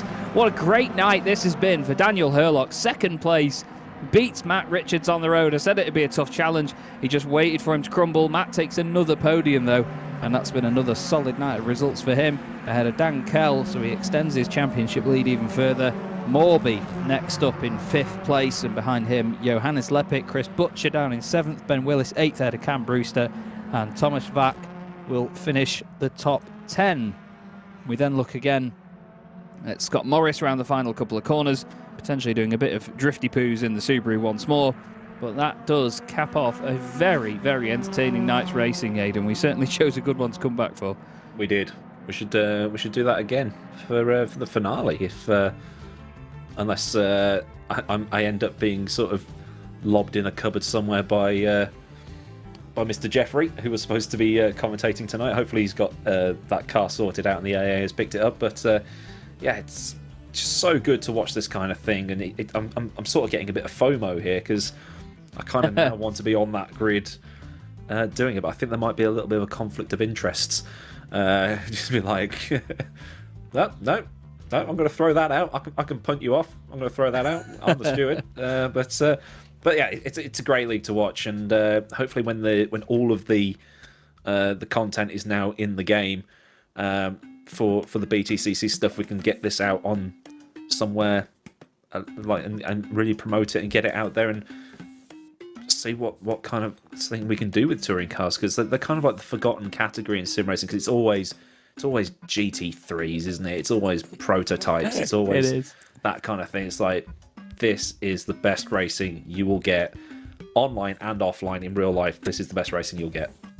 Absolutely is. And funnily enough, and coincidentally, I'm available in 2 weeks' time on the 16th for the finale, so might have to see. Anyway, away from that, we'll look at the race result. Ross McGregor takes the win from Daniel Hurlock and Matt Richards, with Dan Kell finishing in 4th ahead of Phil Morby, Johannes Lepik in 6th, Chris Butcher 7th, Ben Willis 8th, Cam Brewster 9th, and Thomas Vack in 10th place. Then we have Jakub Kowalski, Dan Hyde in 12th ahead of Callum Wilson, who dropped down to 13th in the end, Dylan Platt in 14th, Scott Morris, final finisher, in 15th place, and then John Monroe disconnected, and Chris Cobbett out much earlier on. I'm almost out of breath now, to be honest with you. It's been a very busy evening for it, but that's the thing with this sort of racing. You always want it to be like that. I mentioned rose-tinted glasses a moment ago, and we were saying about how close the racing is and how there's always something going on. And you know, you look back at the days of 90s Formula One and British Super Touring that we know and love so much. But to be honest with you, you look at the results sheets back then, you know, and people were winning in Formula One by nearly a lap. And then it was another lap behind second place to third. And even in touring cars, you know, during some of the feature races, we've seen gaps of like nearly 30 seconds from the leader to second place back. So really, when you look at the likes of Formula One and BTCC nowadays, we have to be grateful for the fact that it's so ridiculously close all the time, don't we? Yeah, I think the highlights on Grandstand made it look like it was the punt fest that we know and love of touring cars. But yeah, it's just so much fun to watch on YouTube and here as well, as we have Ross McGregor is here. He is indeed. Ross, I mean, I mentioned earlier, just at the start of that race when the grid was forming, that you've had a few podium finishes this season. You might want to go one better. You've gone and done it now. How do you feel? Yeah, it's pretty good. It's been a while since I've won in this championship, actually, so yeah, it's been long overdue, but it just shows you, like, when you've got a kind of clear track, it's just a case of getting your head down and avoiding all the kind of battling, and the time just comes, and you can look after your tyres as well, so it's pretty crucial. Also, I was on the soft tyres, which helped a lot, but I kind of earned that chance after taking the pain in race 2, so yeah, all good. I was going to say, you didn't have the easiest run of it over the first 2 races this evening. It was certainly elbows out stuff, and you really had to work for every single position. What were the first 2 races like, particularly race 1 with those wet and drying out conditions? Yeah, well, race 1 as a team, we totally messed up. So we took wet tyres at the start, and we weren't like sure if it was going to rain at any point. So yeah, at the start of the race, everything was looking good. We were faster than all the slick runners, and then obviously towards the end of the race, we had no chance. So we just kind of held station. Then race 2 was just a case of try to work our way forward. But I was the first medium tyre finisher, so it's like the best I could have done, I think. I think the soft tyre was just a lot quicker than the medium tyre tonight. So So yeah, I'm actually fairly happy with race 2 and 3. I think I did as much as I could. So yeah, fairly happy all in all. Well, that's exactly what you want from an evening, really. You know, plenty of strong racing. It was very entertaining from up here in the commentary box. Aidan and I have had a right ball with this one. Final round of the season coming up in 2 weeks' time at Brands Hatch. Can we expect to see you on the grid for that one? Yeah, definitely. Yep, hoping to end on a high. I think we may be close to clinching the Teams Championship now, so not 100% sure about that. But yeah, if not, we'll try and get it at Brands. Well, we hope it goes well for you. Ross, anyone you want to give a quick shout out to while we've got you? A quick shout out to John Munro. Yeah, he needs a hug tonight. He was very unlucky. He's been super quick all season, basically. He's had loads of pole positions, so he's got the pace. He just has like terrible luck in the races. But I think this is a good experience for next season, where I will put 10 of my own Scottish pounds on him winning the championship. Interesting. I'll take you up on that. Excellent. Although it's Scottish pounds, so it's probably worth about 5p to me, but it's all right. Yeah. It's legal tender. At least you expect that. Well, yeah, that's very true. Ross, thanks very much for talking to us, mate, and we'll see you at Brands. Cheers, guys. Cheers. Lovely stuff, though, Aidan. Like I said at the start of the night, you know, Ross and the team were hoping for a lot, and he did go that one better that we expected, so mega stuff. Yeah, it just sucks that John has been rapid, but just had no luck. Either he's been fired off or he's had a disconnect and stuff like that. And actually, the what we think is the driver of the evening has just joined us in the broadcast room. That is Daniel Herlock. Dan, how you doing? Doing well, thank you. And that is rather kind, I will say. Well, you were always there throughout the thing, holding it with the likes of Butcher and Kell and Richard. So basically the three champions we've had this season. So to be able to stick with the rapid guys like that, you might as well take that at the end of the night. Yeah, no, I'll take that. I always go up against Dan and Matt when we have raced in the past quite well. Not really raced Butcher much, but yeah, there's a good result in the end. Win just about eluded me, but you know, good result for us. To be at the front's always a good feeling, isn't it? You'd rather be at the front than at the back. So, I mean, with race one being as it was, you know, with the tyres, did you take the dries or did you take the wets for that one? I was on the dry tyres for that one. You just taking the gamble on it drying out? I basically did a bit of running in warm up, saw there was half a dry line and thought, yeah, good enough. I might as well take That it. was yeah. Yeah, so I think it's probably just stopped raining in real life. Did it Yeah. rain in the other races as well? Or No, we didn't see that? there's no rain, which a bit unfortunate because I quite enjoyed it, but you know. How do you think you're going to go for Brands Hatch next time out? Brands, it's a pretty decent track for us. We have the setup sorted well in advance now, so should be a solid weekend again, hopefully. No, it's good. The season finale might as well end on a high. So, thanks for joining us tonight, and well done for the driving. Great results for you, and hopefully we'll be chatting again after the final races at Brands Hatch next time. It's guys. No problem. All right, we have potentially a couple of other people to join us. We've got a broadcast waiting room, and there's a long queue of people. They're probably all chatting. And YouTube's John Monroe is here. John, you've had a night to forget, I think, with your discos and things like that, especially after having pole position. How much of a downer has that put on your evening? To be honest, nothing at all. I've kind of gotten used to things this season, so it's all a bit of fun, and I've had a good time. The main thing for me with this championship was just to try and do something competitive and get back into the speed of things with the kind of proper league racing. So it's been really good fun. The only expectation for me, or the hope, was that I could at least not let my teammates down and try and help us get a team's championship, and it looks like we have either almost secured that or have actually secured it. I'm not entirely sure. So my job is basically done, and at this point everything's a bonus. But yeah, today did not go to plan, let's just say that. Yeah, but whose call was it to take the wets at the start of race one? Well, this was funny because I was sat there on pole, and I actually said, and I was thinking, you know what, it looks like it could be dry because the times were getting too good. So I was sat there ready to click dry, but we were all a bit lazy over at Zancho. So I think someone came up with a suggestion that the rules said we weren't allowed to take wets if the tracks. No, we weren't allowed to take dries if the track was wet. So I was sat there ready to take dries, but I believed my teammates, who I have a lot of trust in. So we all took wets, thinking that was the rule. Obviously, it's the opposite way around. So we all completely screwed ourselves over. But it's every single one of our faults for not reading the rules closely enough. So that was a lesson. If only there was a steward. I know, you sent a DM to right? clarify that. I mean, I think it was him. I can put it on him actually. He was the one who actually said, "No, you be careful with this," So I blame Matt. I think Matt should give me his points. Yeah, you can. Well, he's tricked you. That's what he's done. Yeah, well, exactly. Yeah. Well, to be honest, I don't think I'm much of a threat to him, Aiden. But you can take the dries, but it's your fault if you end up in a wall. So it's. Yeah, it's the other way around using the wets when we've already been through that once this season. But do you think you can probably have a decent timeout at Brands Hatch next time out for the finale? We'll see. Yeah, I've had really good I've been really quick in qualifying. So I think I've had 4 or 5 poles, and I've had a couple of wins. I think 3 wins in race 1s. But I tend to my night just goes so far downhill after that. So yeah, we'll wait and see. Hopefully a pole position at Brands, maybe a top 3 in the first race, and then. Anything other than a DNF for the rest of the night will be great. Yeah, it's always good to finish a race. When you say you're used to it, that's kind of that happens a bit too much. So hopefully it all works out for you in the end, and you have a strong end to your season.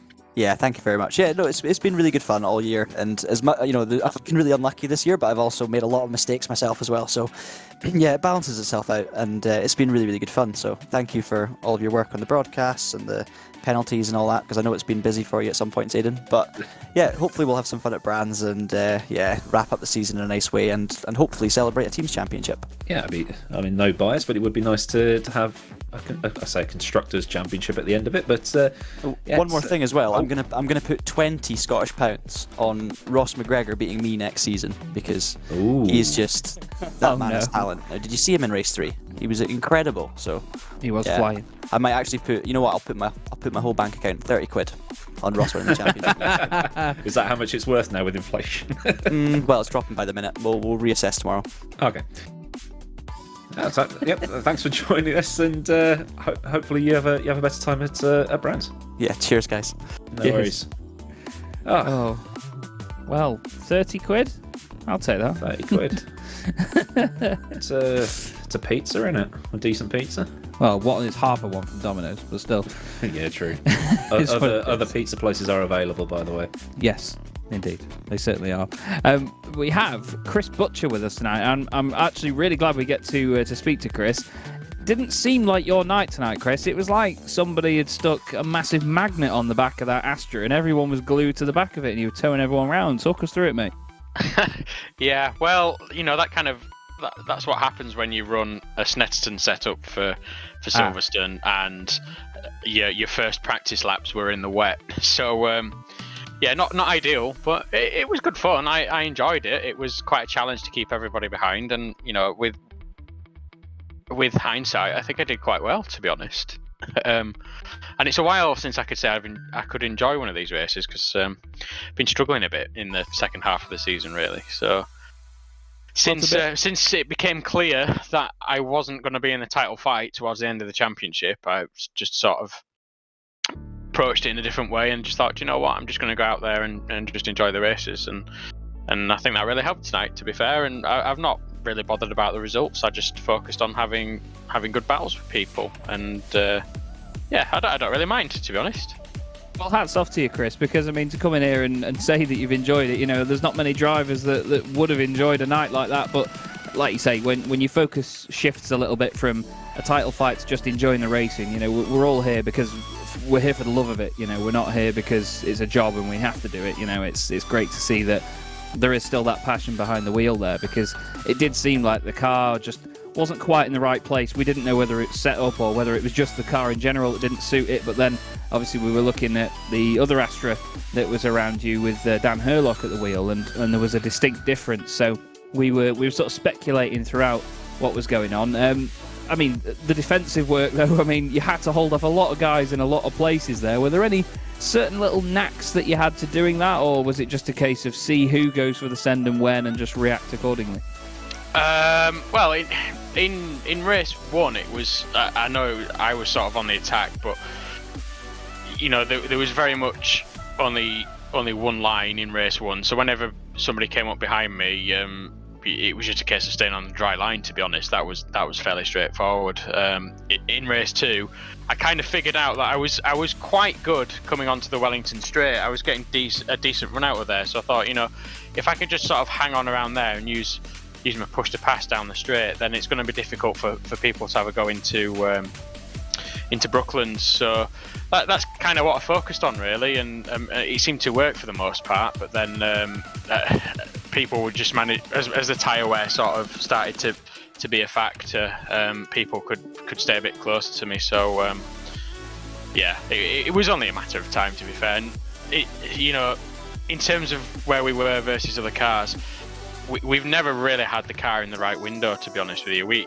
At the beginning of the season, we put a lot of effort into the car at Donington, and we figured out the infamous ride height trick quite quickly. So that's why we were so strong at Donington, and then we were just sort of chasing our tails a little bit after that. We couldn't really figure out how to make the car work, and the fact that we've been in a really sort of tight championship battle in a different series, our focus has kind of been on that probably predominantly, to be honest with you. So unfortunately, even though THR is sort of famous for touring cars, it's kind of went to the side a little bit. But it's just one of those things, you kind of get out of it what you put in, and we've just not put enough in really this season.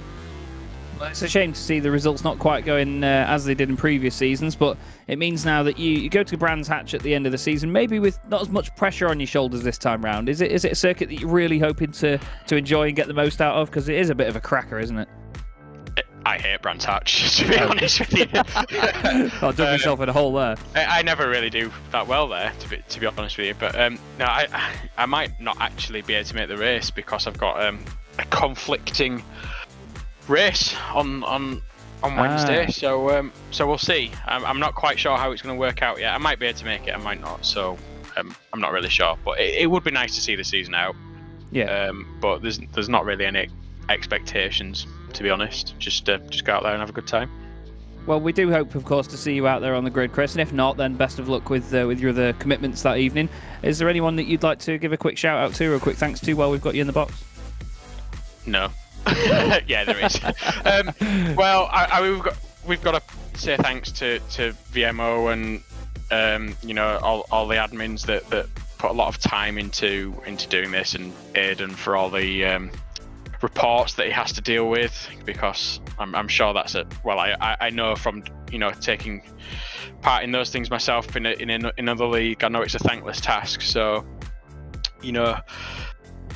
it's easy to forget that all these people volunteer the time to put on a good show for us, and yourself, Chaz, spending your Wednesday evening commentating on us smashing each other around. And I would like to say thank you to my teammates, but they're not here tonight, so we'll leave that one. Yeah. Well, always good to speak to you, Chris, and again, great defending tonight with the car not quite behaving as you'd like, and hopefully we'll see you at Branson again. If not, best of luck with whatever you have on that evening. Thanks very much. Cheers. Lovely stuff then, Chris Butcher, a driver that's always up there in the standings, and I must admit, hello. There was obviously the rivalry previously with Zansho and the THR boys in the previous seasons, but it's still a shame not to see him right up there in the sort of point scoring positions right at the very top like we've seen in previous seasons, isn't it?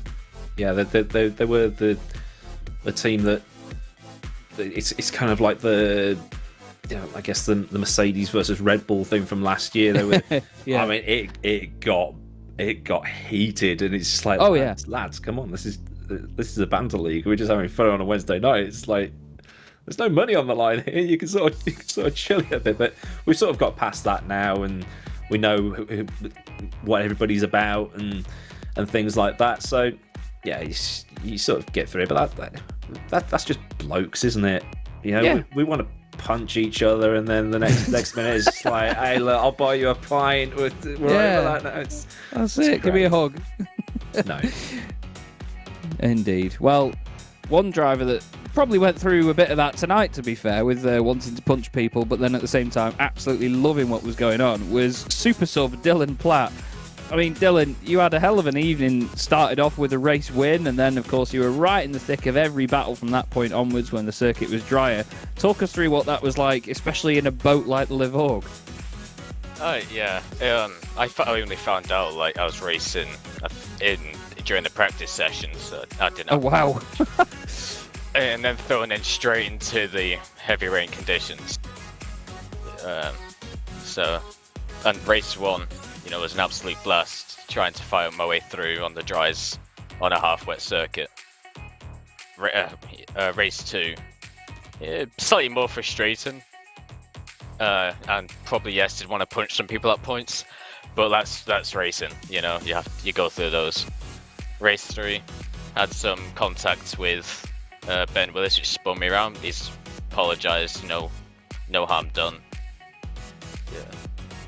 Yeah, I was going to say it was busy from all angles, but I didn't realise it was so late that you got the call up to serve really this evening. But that's what makes it even more impressive, to be fair, because I suppose having those horrible conditions to begin with, where Aidan and I got a quick glimpse into the practice session thanks to our broadcaster Mike, and he showed us just how wet it was with the amount of standing water, and coming straight into that must have been nightmare fuel. But at the same time, it prepared you tenfold for the fact that it must have been much better when the track was dry and more grippy. Yeah, I was massively helped. It kind of balanced out with the lack of practice, the wet conditions, and it was so wet. Going through Woodcut, we were sliding. We had to catch the car every time, so we're kind of lucky it did dry up. Otherwise, it wouldn't have been racing a bull through there. Yeah, I think we caught one of those slides at one moment, actually, where you came into shot completely sideways. Oh, yeah. Aidan had a sharp inhale, and so did I. It was quite the minute. On the pit limiter there as well. That was not fun. Oh, heck.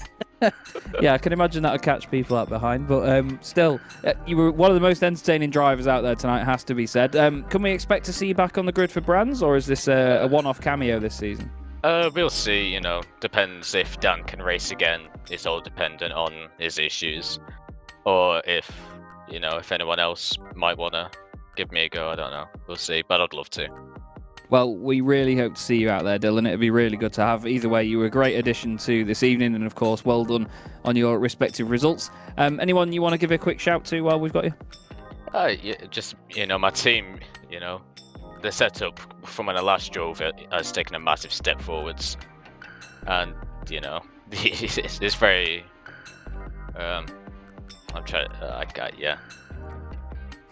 Fair enough. Yeah, my mind's just gone at this point. Well, it's a mentally draining evening with these touring cars. I can. Yeah. Me and Aidan we've both had the experience of it before, and we know that your brain can be like mush at the end of the night. So we'll leave you to it, mate. But thanks very much for your time once again, Dylan. Great to see you on the grid, and hopefully we'll see you at Brands. Yep. Cheers. Thanks very much, mate. Well, I believe if we're going to go through the whole list, we may have two more drivers to speak to here, Aidan. And yes, indeed. Might as well bring them both in at the same time. Yeah, we may as well. The two championship protagonists still, effectively, at this stage. We'll start with Monsieur Kell, who definitely had a busy evening tonight and didn't seem to ever be too far away from a Zanshow teammate, Dan. You always had somebody around you, but it wasn't always helping you out, was it? Yeah, it was quite fun tonight, actually. It's just another round where it's just been quite fun. Like, I've never had like the pace, because obviously we've got Matt here who decides he wants to podium and win every race, not leaving any for us. But it's just another consistent round I've had, and it's been a sort of a common theme. And I've just been looking at the results. It's just I've always been 4th, 5th, occasional podium, mainly in race 2, and it's just always been there. So it's been a very average season in a sense, but a good one that I've enjoyed, and especially to now be up into like P2 in the championship, I will take, considering the struggles we had early on in the season as well with the setup and our pace difference. It's been very enjoyable, and it was very enjoyable tonight as well.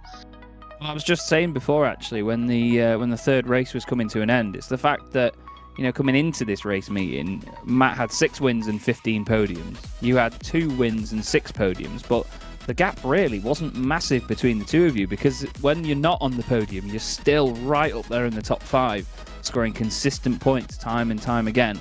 And we all know that in this sort of championship, where the results can be amazing to begin with on an evening and then can go absolutely to pot by the end of the night, it's those consistent point scores that matter, and that's what wins championships, isn't it, really? Yeah, definitely. I think it's quite a testament to the championship this season as well, where like the quality of driving, like sort of in that top sort of 12, 13, is really good. And when you bring the weight into it, it sort of means everyone's kind of the same pace level. So it's like I found myself a few points, especially with like a race-free reverse grid. If you're down in like P10, you just can't make progress because everyone's so close on pace. But if you get a P6 reverse grid like we saw tonight, you can stay up at the front. And yeah, as you say, I mean, I think I've had about probably 10 top 5s this season or something. Ridiculous. Well, that's it. I mean, it's one of those where I like the hybrid systems, and I think it's been a great step forward, obviously, and it helps with the sustainability of a lot of things in terms of road cars and the whole industry. But personally, I think that the one thing that drivers can't drive around is the fact that there's weight in the car. You know, with the hybrid, you choose when it gets deployed and so on, but I always think that ballast is king when it comes to leveling out a championship, and it's good to see that there is still a positive effect from that, and drivers are still very close, or at least we think they would be, coming to you, Mr. Richards, because that BMW looks like it's part of an Aurora AFX Scale X-Trick kit, because it looks like it's on rails everywhere it goes. Talk us through how that thing behaves. Yeah, it's all right. It gets a bit rowdy at times, as was seen in race 3 towards the end. But yeah, I've just gradually worked on the setup over the season and got it to a place where it's just really controllable, and I can really sort of pin it on the rear end and just get it working exactly how I wanted to. And I've given other people the opportunity to try the setup, and I've had a few people come to me and say, I don't know how you can drive that. But I mean, it works. It clearly works. So yeah, another just consistent evening, just bagging as many points as I can. I think I sealed the independence tonight, and then hopefully next round we can finish off with the main one. Well, I mean, you mentioned there that obviously it takes a lot to drive that car, and Aidan mentioned earlier your drifting efforts on Assetto Corsa potentially contributing to that as well, to be fair. But I mean, it's a car that I think, well, even when Aidan drove it last season as well, we all saw that the car can float sideways very nicely. You know, you can get it pitched in quite a bit, and the rear end can come around, but you can carry the momentum with it. But it really is a fine balancing act, isn't it, in a rear-wheel drive car? Because if you do get on the power that little bit too much, if you're a bit greedy with the right foot, it can very quickly catch you out, can't it, and snap around. Oh, 100%. And there were a few times in race 1 where, I mean, the balance was constantly changing with the conditions, which is something that I've not experienced this season, because I did miss the round that did rain. So it was interesting to try and handle the car whilst the car is changing through the race on the tyres, but also whilst the track is completely evolving and certain things are happening with, this person started on slicks, so they're catching up. And there are a few points where I just dipped the rear wheel onto the wet a little bit too much, and it did really, really try to take off. So you have still got to be really careful with it. And like you said, you can float it on the rear end and get that front wheel to lift up and just get it to really dig out the corners. But it is really a fine balance of not pushing it too hard, and I think race 3 was an example of what happens when when you do push it a little bit too hard. Well, it was certainly entertaining, that is safe to say. Dan, coming back to you, obviously one race meeting left this season at Brands. We've seen strong drives from you there before. Is it around where you think you can claw some points back, or is it a case of with going up against Matt, the job might already be done for him? Yeah, he's won the championship. Let's be real.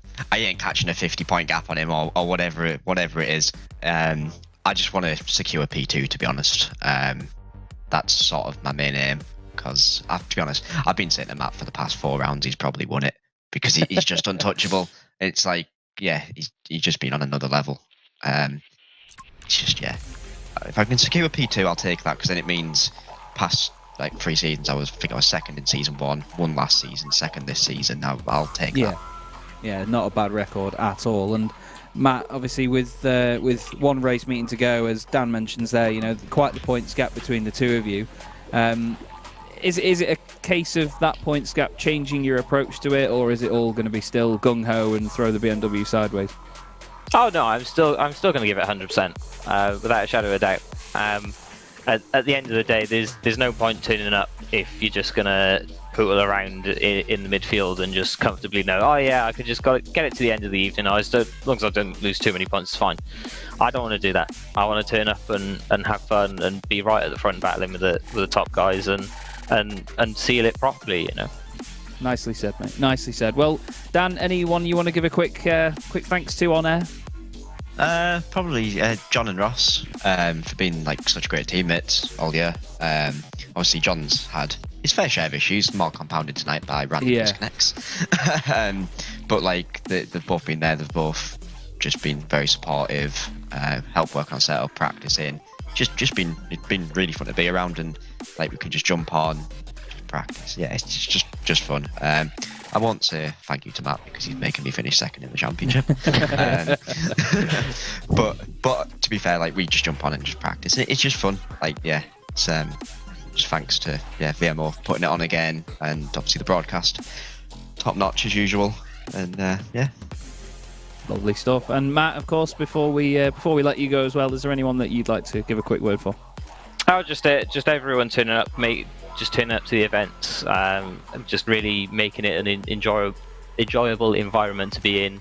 I'm working on my own in terms of setup. There's a few things that I'll ask Dan a couple of times, just sort of engineering questions. So just thank you to him, really, I guess.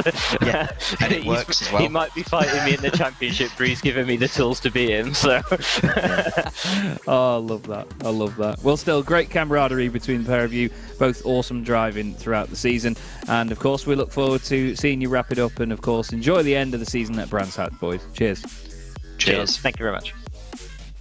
Well, there we go, Aidan, our 2 championship protagonists joining us in the box to wrap up the evening. And, it's nice that they can be like that. We've seen a number of championships between us, I'm sure, whether it be real or in sim racing, where the drivers have got so much animosity towards each other going into the final couple of meetings, or even just the final meeting itself, that they just can't be in the same room, they can't be in the same Discord or anything.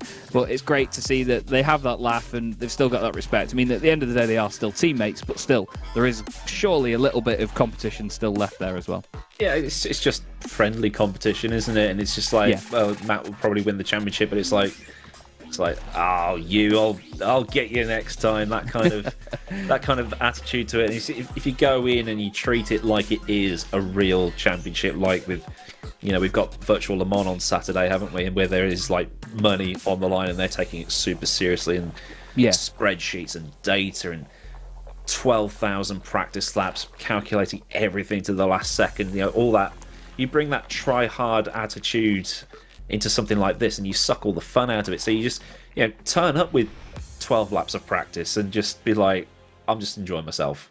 Like leagues like this are still an integral part of the sim racing sphere. You do have your official FSR and Formula Pro, Virtual Le Mans and GPVWC, and some of the stuff that you do as well with the over on iRacing, where there's big money involved and stuff like that.